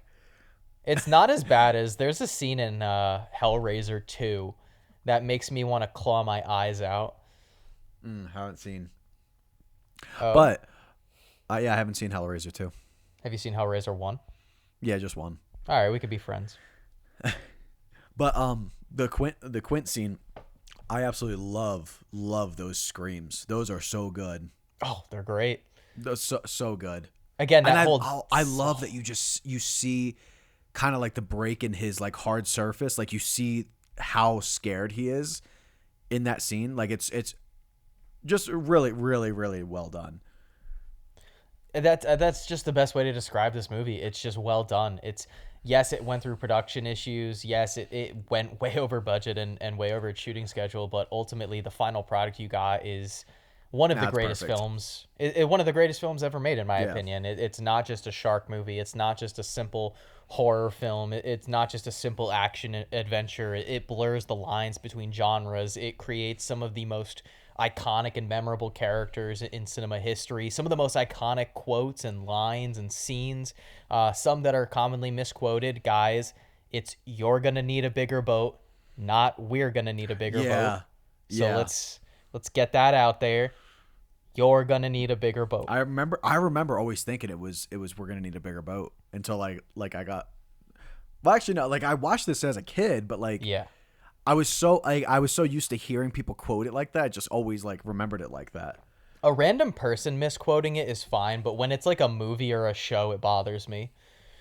Oh wait, we didn't really. I mean, I know we're kind of like going over time. Do you want to like? Do you have like? I know you probably watched this as a kid. Much of a history with this? Were you scared of this as a kid? Did you watch it as a kid? I actually didn't watch this until I was a teenager, so Oh shit. yeah. I get my parents are Oh. not my dad likes certain movies from like the 80s and 90s, but he's never really been one to like other than like Star Wars, and like he recommended that I watch Pulp Fiction, but it wasn't like, oh, like when I was a kid, like, hey, we're going to sit down and watch Pulp Fiction. It was like when I was a 13-year-old at 48 Hours video rental store, he saw it on the wall and was like, "You've never seen that? All right, go home and watch it." Not we're going to watch it, you're going to watch it. And my mom just does not care about movies like that, so. I think I watched this as a kid. I definitely saw it as a kid, but we didn't watch it every summer. That wasn't until I got older and got more into film, and I said, okay, we're watching this every summer. But Yeah. my mom, my parents both love this movie, but I think my mom, it's like one of her favorites. I think she saw it when she was a kid in theaters, actually, when it came out. Yeah, so she was 7. And my grandma still says, she's like, I don't know what I was thinking when I took her to see this. And my mom was fucking like, so, I mean, everyone was scared of this movie. Hey, it's but PG. yeah. And my mom, she said, I was so unreasonably scared. You know how you're usually like, she said, like, I would be scared to put my feet over my bed, like dangle, like by the bottom of the bed. She said, yeah. I was like, Mom, you weren't in water. She's like, I know, but I just thought the shark was going to grab my feet. Like, Dude, yeah. So it's those we childhood watch it like fears, every summer. man. That's cool. I'm sad that this isn't like a movie that I have like a very early experience with. It's weird though. I wasn't scared to go in the water, and I feel like I should have been. I don't go into Maybe the I was, ocean but because I hate still the went in the ocean. ocean. You hate the ocean? Yeah, I don't like it. How you feel or what you don't know is in there. I don't know what's in there. I also don't. I just like if it gets in my mouth, it's like all salty and shit, and I don't. Then my mouth and like throat start to hurt. I just don't really like that. I will go to the beach and I will lay on the beach and I will listen to a podcast maybe I'll read a book. So, but I'm not gonna go in that water. I'll go to a pool that's clean. Hey, so you're like Brody. It's all right. I'm just like Brody. I'm not afraid of water. I just don't like it. Brody's a pussy. There's so many more things we could say about this movie, but we can't be here all day. I know. think. I know. It's all right because I don't think we have a lot to say about Jaws 2. So. Yeah, no. So yeah, it was definitely more important to stay focused on this one. Plus, we don't get to talk about good movies that often on here, and so. Well, we've been kind of on a hot streak though with movies, with good movies. Yeah, well, let me tell you, between what we're about to talk about and then the series that we're doing after that, it's about to get a lot worse, buddy. Yeah. All right. Yeah, we're gonna really pay the price. Yeah. I'm looking through my notes. I feel like we've covered. Just little stuff. The fog at night when they're out on the boat. I love to. I forgot to mention another great Hooper moment, but I love how just matter of fact he is about how much money he has. Like Brody asked him like if he's rich. He's like, yeah, Yeah, I'm Yeah. rich. um, man, yeah, we literally talked about. I mean, I took just an ungodly amount of notes for this. I took one note. Oh, my favorite shot of the movie, just like aesthetically, Quint standing on the bow of the boat as the sun is setting in the background is fucking gorgeous. I need them to make like an alternate, get like a Criterion release of it. I don't even care that it has like already good releases. Do like a Criterion cover version of it, which is just that shot. Oh, chef's kiss. But that's my final note. I love the opening, just like the water, and I think they did like day for night for that shot. The opening like kill scene. Oh, I didn't see that, but I did see that. Yeah. I think Steven Spielberg played the clarinet during that scene. Oh, did he? Yeah. I love that too, though. That's always the scene to me. The opening scene is what always made me feel like it was a horror film, is that it is directed almost like a Friday the 13th movie if those were good. Yeah. No, I see that. Yeah, like I the totally see that. campfire, the teenagers, the two teens who go off drunk to have sex or skinny dip. That is just like straight out of a slasher. So, but either way, you down to move on to Jaws 2 after a brief commercial break? Sadly, yes. All right, well, guys, that was really fun, and now it's about to get a lot less fun. So stay tuned after this quick commercial break. All right, guys, thank you for holding for that brief commercial break. We are, of course, moving on to the second and final movie that we'll be talking about this episode, Jaws 2, released in 1978, the same year as Halloween and Dawn of the Dead, directed by Jeannot Sawak, budget $20 million, box office $208 million, and a Rotten Tomatoes score of 56%. Also, I want to talk about how I fucking nailed the pronunciation of that director's name.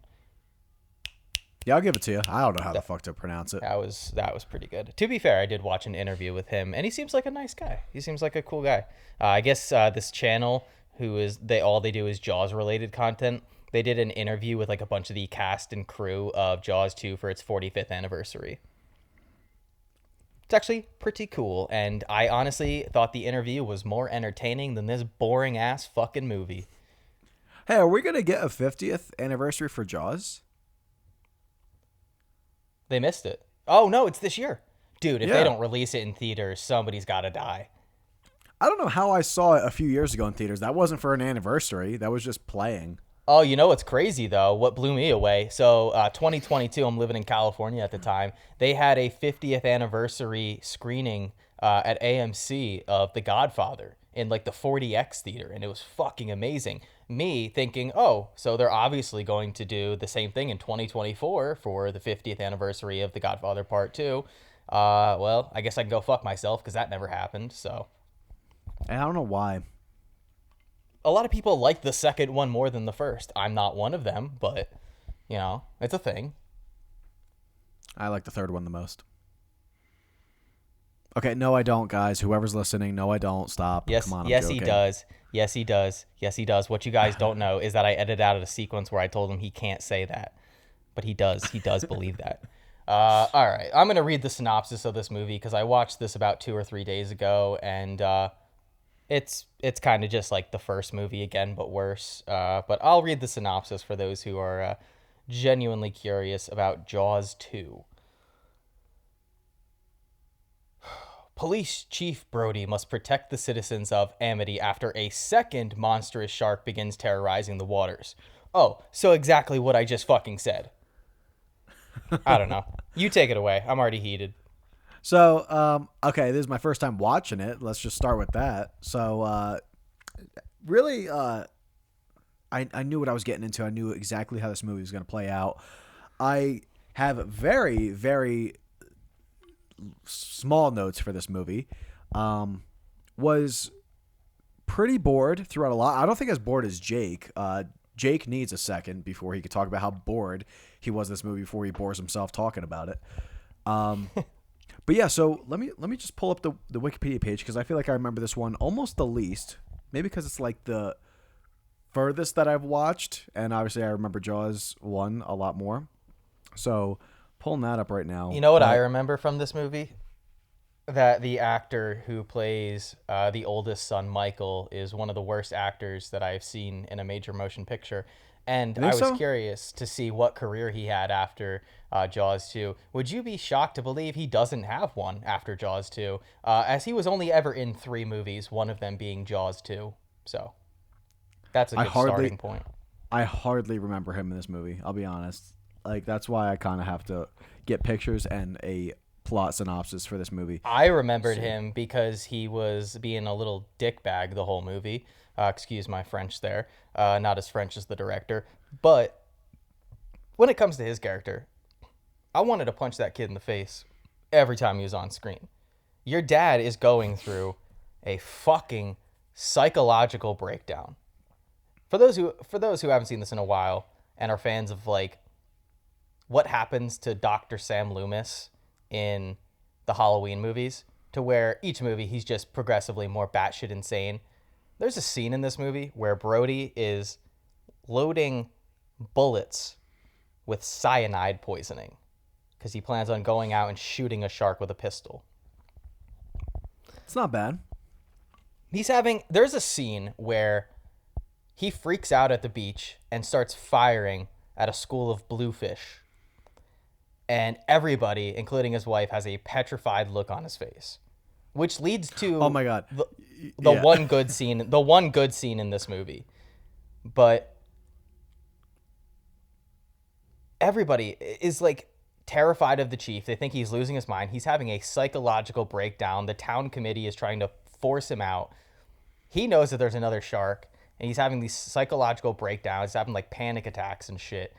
And all his fucking son cares about is going sailing. Fuck that kid.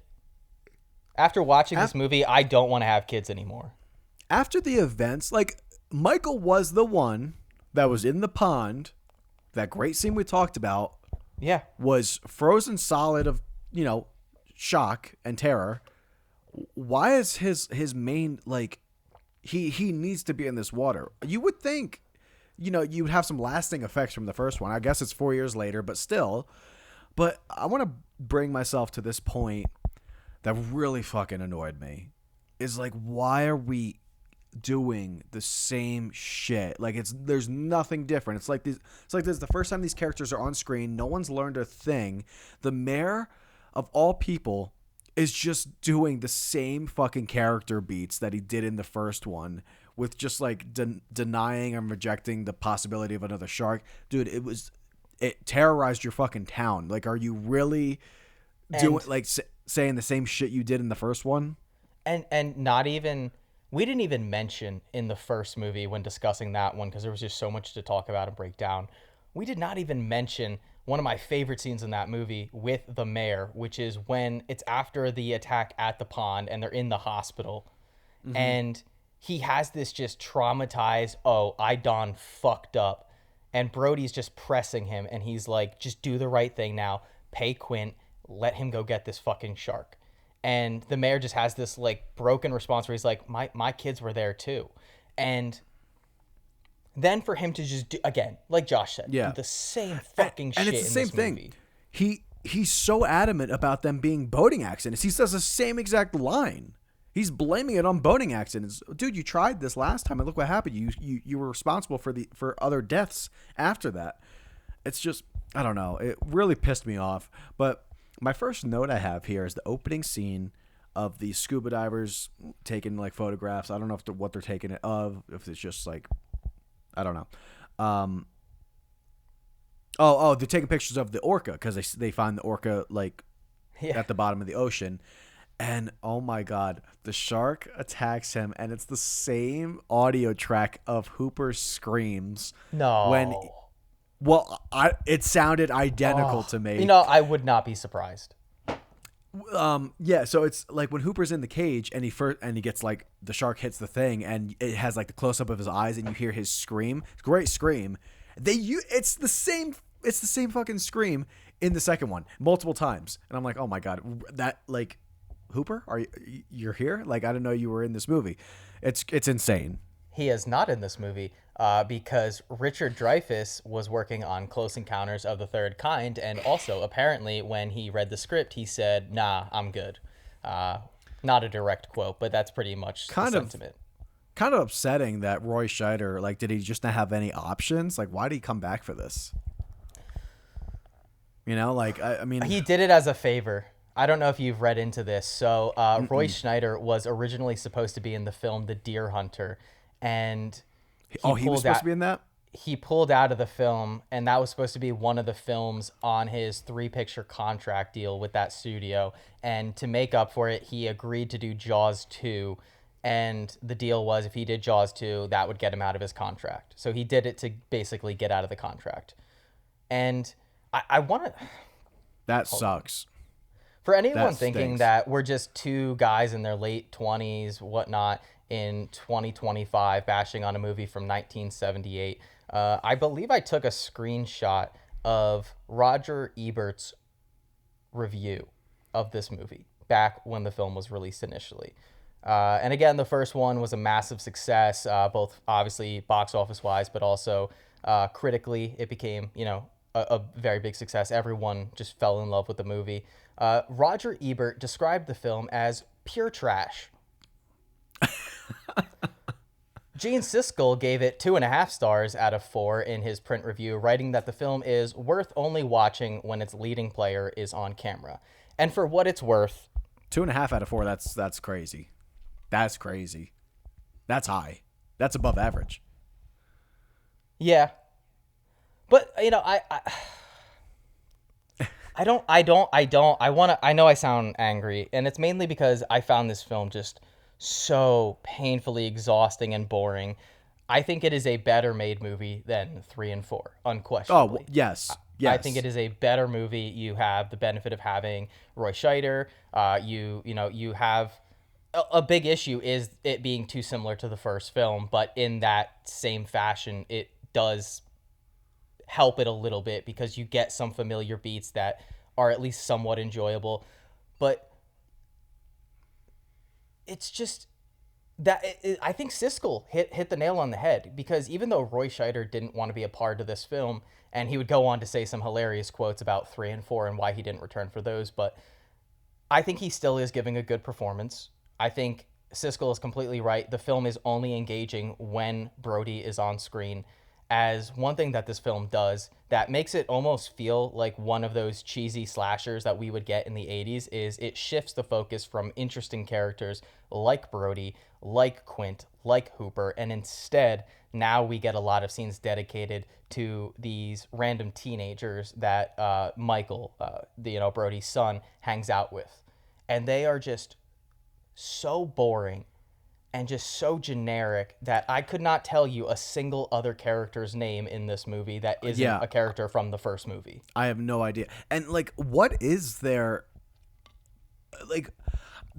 there doesn't seem like there's any drive or point to any of those characters. There's, nothing to it. I couldn't tell you one trait about them. There's, it's just about, them, hooking up with each other, I think. And, I think that's it. Just teen romance. It's like they took that opening scene of the first movie and made that a focal point of the plot in this. I don't give a shit about any of them. And the only character I might want to give a shit about is Brody's son, but he's acting like such a douchebag for most of this movie towards his father that it's just so frustrating to watch because... Okay, so I want to talk. I want to shift a little bit to a more positive thing. I want to talk about what I said is the only really good scene in the movie. And for me, it is the scene after Brody freaks out on the beach, causing a panic and shoots at the school of bluefish.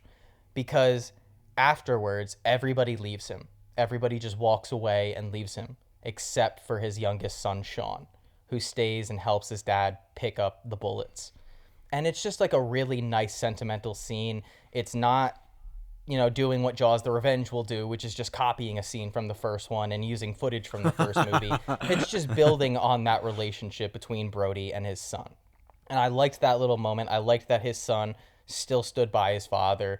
And it's just a really nice little moment. It's shot very well. It's framed very well. It's as the sun is setting, so you get that nice kind of what do they call that? The golden hour kind of look in the background. It's just a nice scene overall. So I just wanted to highlight something that I do like about this movie.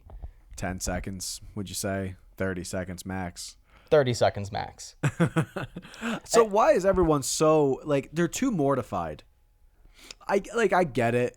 But, like, you guys are residents here. You guys know what happened years This prior. happened, like, not too long ago. Yeah. So, like, and, like, after he shoots, he doesn't shoot, like, when people are in the water. He waits till they get out, and he shoots Well, there is that one little boy who's still yes, kind of but there. I think the boy runs by him after he shoots. Like, he doesn't shoot past the boy. It looks like he's gonna. I don't think he does, though. It's edited very poorly because the way it's shot is, like, Brody is aiming down the sights and you see like the boy is still like in kind of that his like, you know, vision, and it's edited. It just does like a reverse shot of Brody then, and then he starts firing, and it's so quickly edited that it feels like he shot while the boy was still there.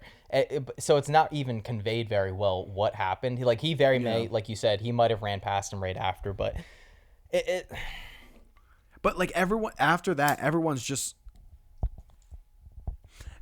just like staring at him with this like appalled look, and I'm just like, too much. It's too like everyone is too intense with this hatred towards this guy that saved your town. He saved you guys. Let's be honest. And there's like no he went out and given. Blew up a fucking shark. So yeah.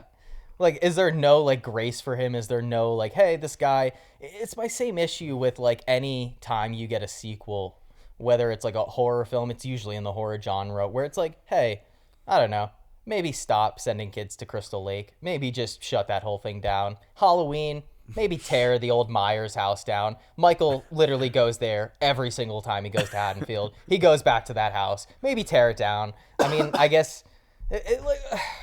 Maybe don't go to sleep in the Nightmare sequels. Don't stop sleeping.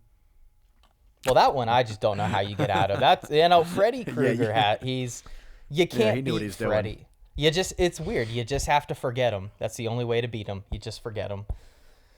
But no, Jaws 2, man. It's very frustrating because it's my least favorite kind of sequel. And again, I'll go on record and say this is a better made film than the third and fourth film. But the third and the fourth film, they get a little bit sillier. They get a little bit kookier. So there are some funnier bits that you can at least laugh at with some friends, maybe have a couple drinks.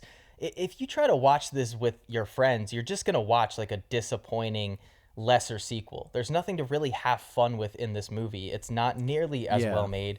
And I do want to bring up that I don't know if this is the exact time, but I know that the director, who seems like a really cool person, in the interview, he had said that they brought him on very late. I think that they had already been doing a year of pre-production on Jaws 2 before bringing in this director. And I also know that on set, not as bad as the first movie, but apparently Roy Scheider and the director had a lot of differences. They got into a lot of altercations with each other. And so that probably hurt the final product of the movie.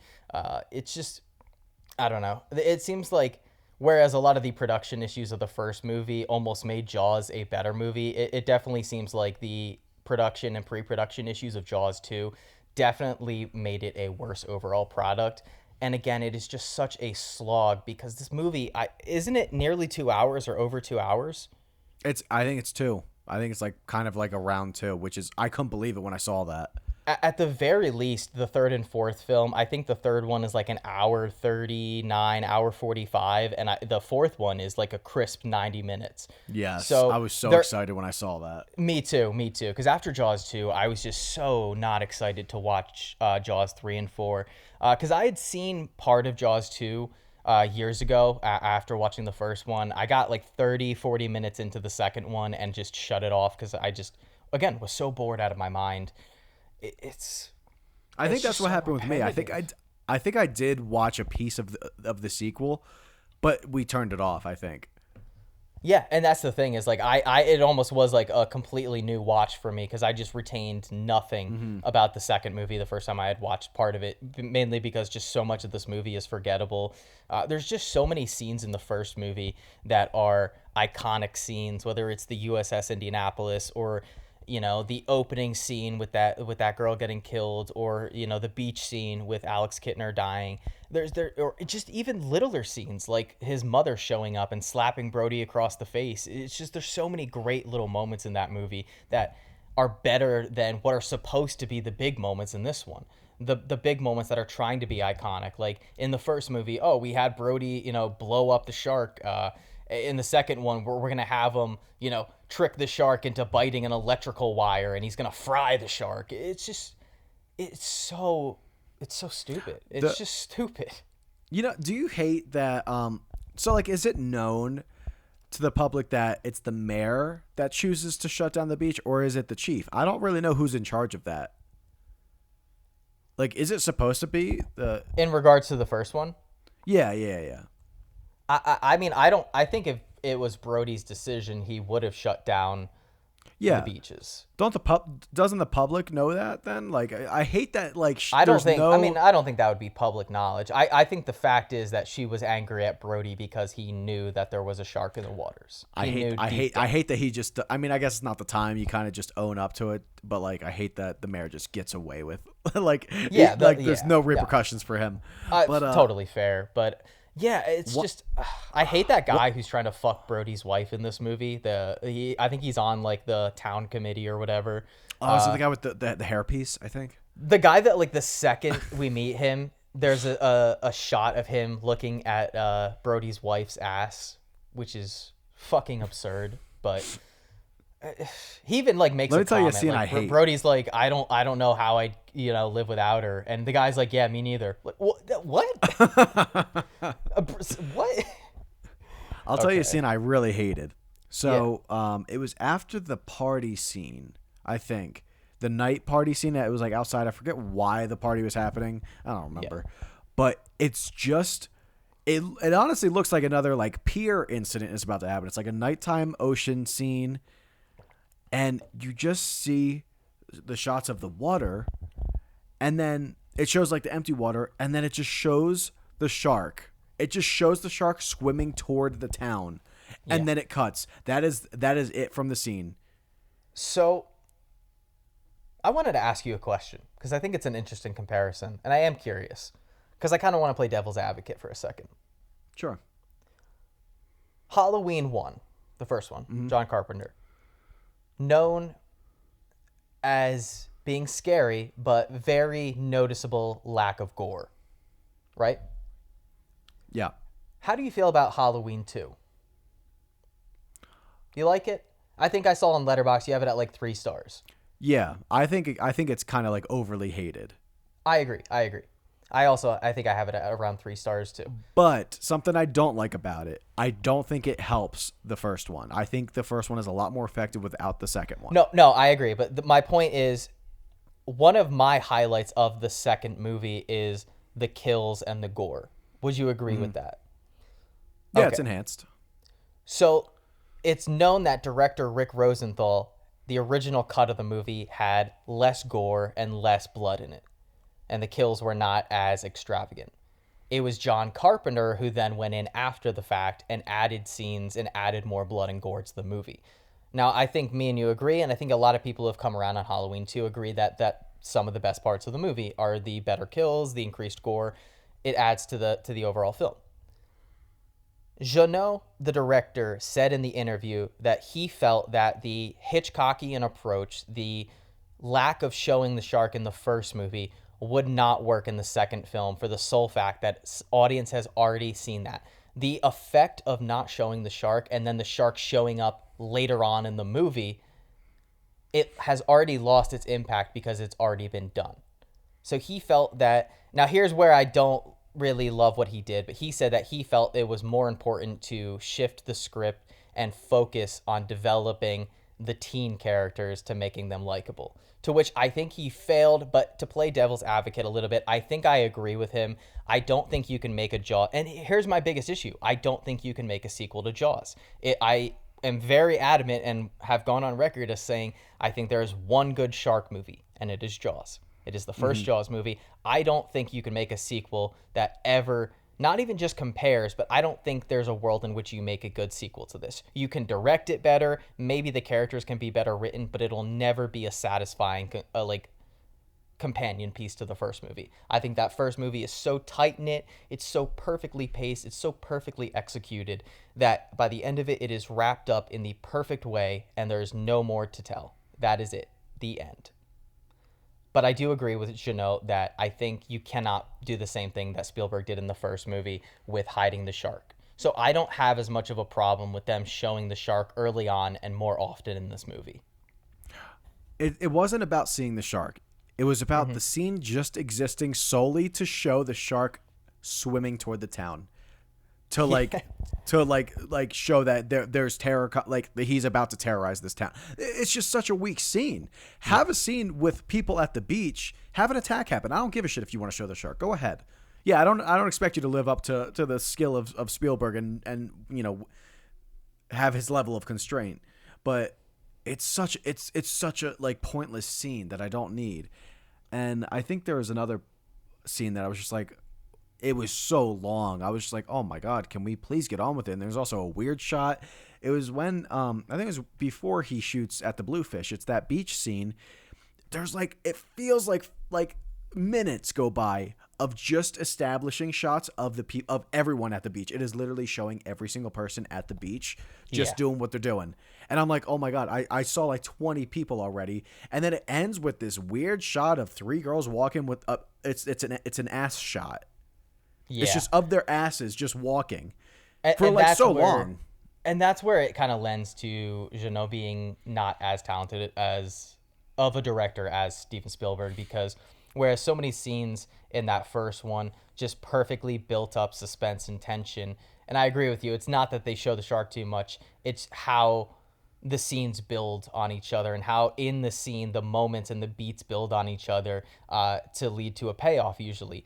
And in this one, it just does not have that crisp editing. It does not have that masterful direction and blocking and staging. There are so many scenes on the beach scenes in the first one where it's just the way that they're shot and framed and blocked, where you have so many characters intermingling and moving within one shot. It's not doing these focused single cutting shots all the time that you get in this movie. And it just builds that suspense so much better in the first film, that when you watch scenes in the second one, especially watching this movie so close in tandem to watching the first Jaws, is just a detriment to your experience, because all you can do is compare the scenes in this to the first one. It's the same location. It's pretty much the same events unfolding. It's just with a lot less interesting characters, a lot less technical prowess. And just the biggest thing I want to highlight in terms of why this movie does not work fundamentally is momentum. That first movie has so much momentum, and it goes back to what I was just saying, where every scene just builds on each other, and it builds and it builds and it builds up to that first hour mark, and it's okay, we're going to go get this motherfucker. And then the next hour is this back and forth cat and mouse game with this shark, with so many great character moments sprinkled throughout, developing these 3 men, having these conversations, bonding over this experience, and then for that ultimate climactic moment, it's so great. In this movie, there's no rising tension. There's no momentum in the film. It doesn't build. The scenes don't build or bleed into each other. They just sort of happen in this non-interesting sequence. And it makes the film, you just don't want to return to it, because it just does not offer you anything that you don't get in the first one. And they do a very watered down version. It's not really, I wouldn't even call it an adventure aspect of it, but as I'm watching it, the first half, I'm like, okay, where is this going? What is going to be what brings me out to the water with the shark? Had no idea they were going to just have it be the teens get stuck because they couldn't resist going on the water. And it just felt so just so weak compared. I don't know. I prefer no ocean adventure at all, but Well, the worst part of that whole scene too, towards the end when the teens are getting attacked, is in the first movie, they're so far out on the ocean, and so you get this like almost claustrophobic, inescapable atmosphere to every scene. It's like, where are they gonna go? And then in this film, when the scene of the teens getting attacked, you can see that they're like maybe 15 feet from the shore. Like you could see in the background of the shots how close they are to safety.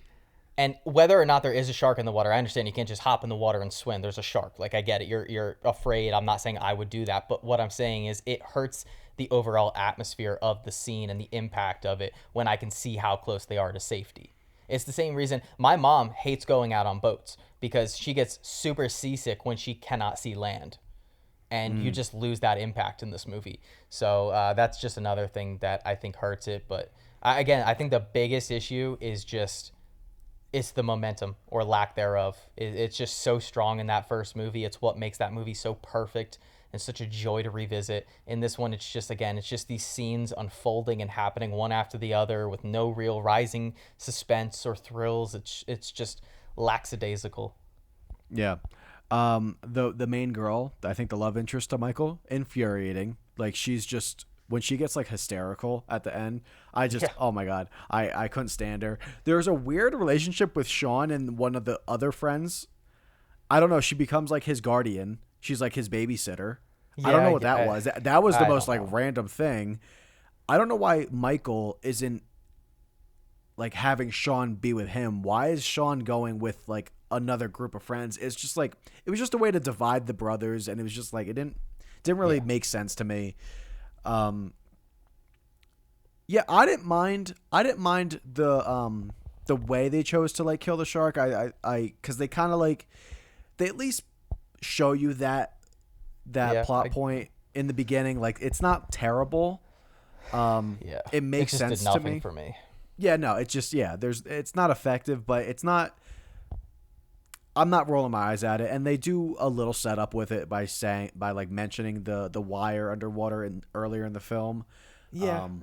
But yeah, this movie's just kind of there, just to make money. Like, that's all it really is. How much money did it make? Did you it's say made like, how much I think it made $208 million on a $20 million budget. Good ass return, but that's the thing though. Like, ultimately, it had $8 to $10 million more than the first movie. Like, do you feel that in any of these scenes? No. I was shocked when you said 20 million. Like, I know. Roy Scheider himself got paid 4 times the amount. He made, I think, 100,000 on the first Jaws and was paid 400,000 on this. But that's still a lot of money left over.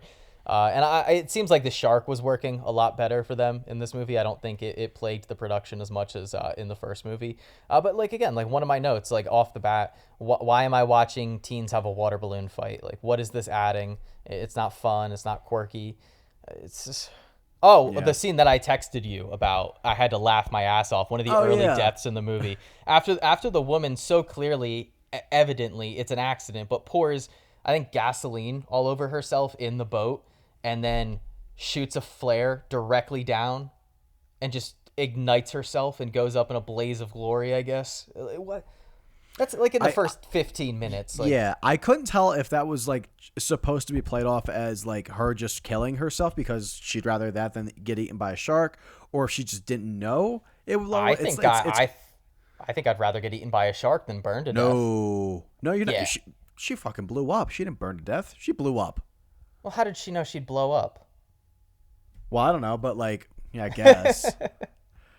I don't think it. I don't know if it was intentional. I don't know, man. Get eaten by a shark. Did any part of you think the whale that washes up on the shore? Did you think that was real? Well, like, really happening? No. Did you think that was a real whale? Oh. No. I did. I didn't. I had to look it up. It was not. Okay. Oh, also, for anybody wondering, in the first movie, the shooting star, no, it was not real. That scene was shot day for night, and it was shot during the day. And the shooting star was added in post-production. It was a long rumored myth that it was an actual shooting star. It was not. Right before mention Hooper, I said, call in Hooper. And then, like, a scene later, Brody's wife, he was like, I almost called him Adrian Brody again. Martin Brody's wife is like, oh, yeah, Hooper called. He can't call you back until next September or whatever. What? Why? I hated the body washing up on shore. It felt so on the nose and ludicrous. Like, that exact spot that Brody was in, like, the body washes up, like, at that exact moment. It's, like, seems very convenient. One framing choice I did really like. I like the scene when Brody approaches the council and shows them the picture of the shark, because when they ask Brody to take a seat, they are all shown in, like, the camera's very close on them, and they're like medium shots of these characters, and they have Brody sit down on the bench away from the table, and he's like very small in the frame and in like the bottom right corner, and just to show his position holds no weight in this scene, that they don't take his word seriously. I thought that was like a nice framing choice, thematically, I guess. But there's just not. Did you know what this film was supposed to be, like the original script? It was supposed to. I had read. Oh, sorry. No. Yeah, go ahead. Oh, I had read one suggested script, which was a prequel based on the USS Indianapolis story. Yeah, that would have been much better, I think. I still don't need it, but like compared to what we got, I think maybe it would have been more interesting. That movie would have been tragic and bleak as all hell. Yeah. There would be not a single moment of like levity or happiness in that movie. Seriously, guys, like, I know Quint tells the story, but look it up a little bit. It is unbelievably fucked up. But how many actually died by shark in like in the real story? Like, was it actual like that? It's unconfirmed, but over 300 people died. Out of like, that's by shark. No, it was like dehydration and it was like, dehydration, drowning, and shark attacks. Yeah. The only thing that the movie gets wrong is that I think Quint, the date that he says, it actually happened a month later in real life. I think he said like June something, and I think it happened in July. Okay, it was just too good of a take to do another one. So someone drew a connecting thread, and I don't know if it's accurate or why they made the change. Maybe Robert Shaw just messed up the line. But it was apparently the date, if you look on the newspaper of the date, I think, of Alex Kittner's death in the paper that they show in the first movie, is the date that Quint says happened for the USS Indianapolis story. And so it would have been like the 30th anniversary of that tragedy. So I don't know if they did that to like connect the two things, or like, oh, he's making this speech on the anniversary or something. I don't know, something like that. But either way, I don't know if I really have too much. My last note for the movie was, why is a shark attacking a helicopter? That was the dumbest thing I've ever seen. That's my last note for the movie. Bad. I guess that's what the guy thought. He thought there's no way a shark's gonna like attack my helicopter. Why would you think that? I guess that's fair. All right, you got anything else? Absolutely not. All right, I'm shocked. I'm shocked we talked this long about it. Me too. Shall we get on to ratings? Yeah, I could start us off if you want. All right. What are you giving the first Jaws? Easy 10. Woo! Clap it up. I think that is that your first 10 on the podcast? It's my first one. Oh, he's a tough nut to crack. It's my first one. But Jaws cracked him, guys. I think this, obviously I'm giving this movie a 10 out of 10. I think it's one of the greatest films ever made. One of my personal favorite movies ever made. I think it's somewhere in my top 20. But yeah, 10 out of 10 for me as well. And I guess that leaves me for Jaws 2. Again, its biggest sin is that it's boring and has no momentum. I don't think it's a terribly made film. The acting and production is definitely a lot better than 3 and 4, but it's longer, it's more boring, and it's less fun. So we're going to throw that at a 4.4 out of 10. I think it's a slightly below average movie, and I don't enjoy it, and I don't ever want to watch it again. So So yeah, I don't know if I'm gonna be watching Jaws 2 again either. I'm gonna land this one at a 4 out of 10. Damn. Solid 4. I while watching these movies and thinking about discussing them, I wanted to ask you a question. Do you think that we were too hard on Matrix 2 and 3? After all the sequels we've talked about, it makes me kind of want to bump my score on the Matrix 2 and 3. Like up slightly. I think I looked at my score for like Matrix 2 and maybe thought that, but I don't even remember what I gave. I tried to be good about writing my actual ratings down in my notes, and I did for some and I didn't for others. Yeah, I don't know. That's why, at the very least, it would be a really nice thing that you could do for me. In the future, when you give something a star rating on Letterboxd, you don't have to write a review, but at the very least, can you just put your rating? You don't even have a star rating for Matrix Reloaded. Oh, I think I wanted to save it for the episode for you. Actually, no. My rating for that is fine.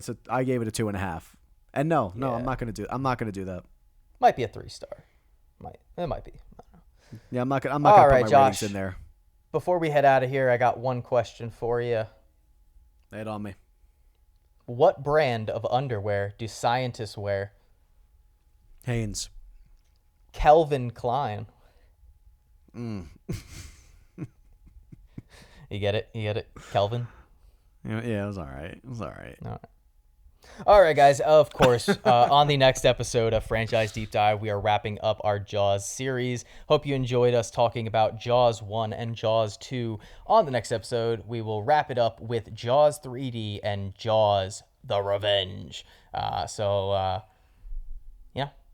Stay tuned for that, I guess. But thank you for listening to this episode. Josh? Yeah, guys. Give us a nice juicy follow on Instagram at Franchise Deep Dive. Look out for whatever episodes are coming up next. Any activity on there, DM us, comment, whatever you want. Any criticism, any suggestions, or feel free to email us at franchisedeepdive@gmail.com. We'll be happy to engage or answer any of your requests. That's all I got. Yes, sir. All right. Well, thank you guys again for listening. As always, catch us on the next episode of Franchise Deep Dive. We air every other Tuesday, so we will see you guys in 2 weeks. Goodbye.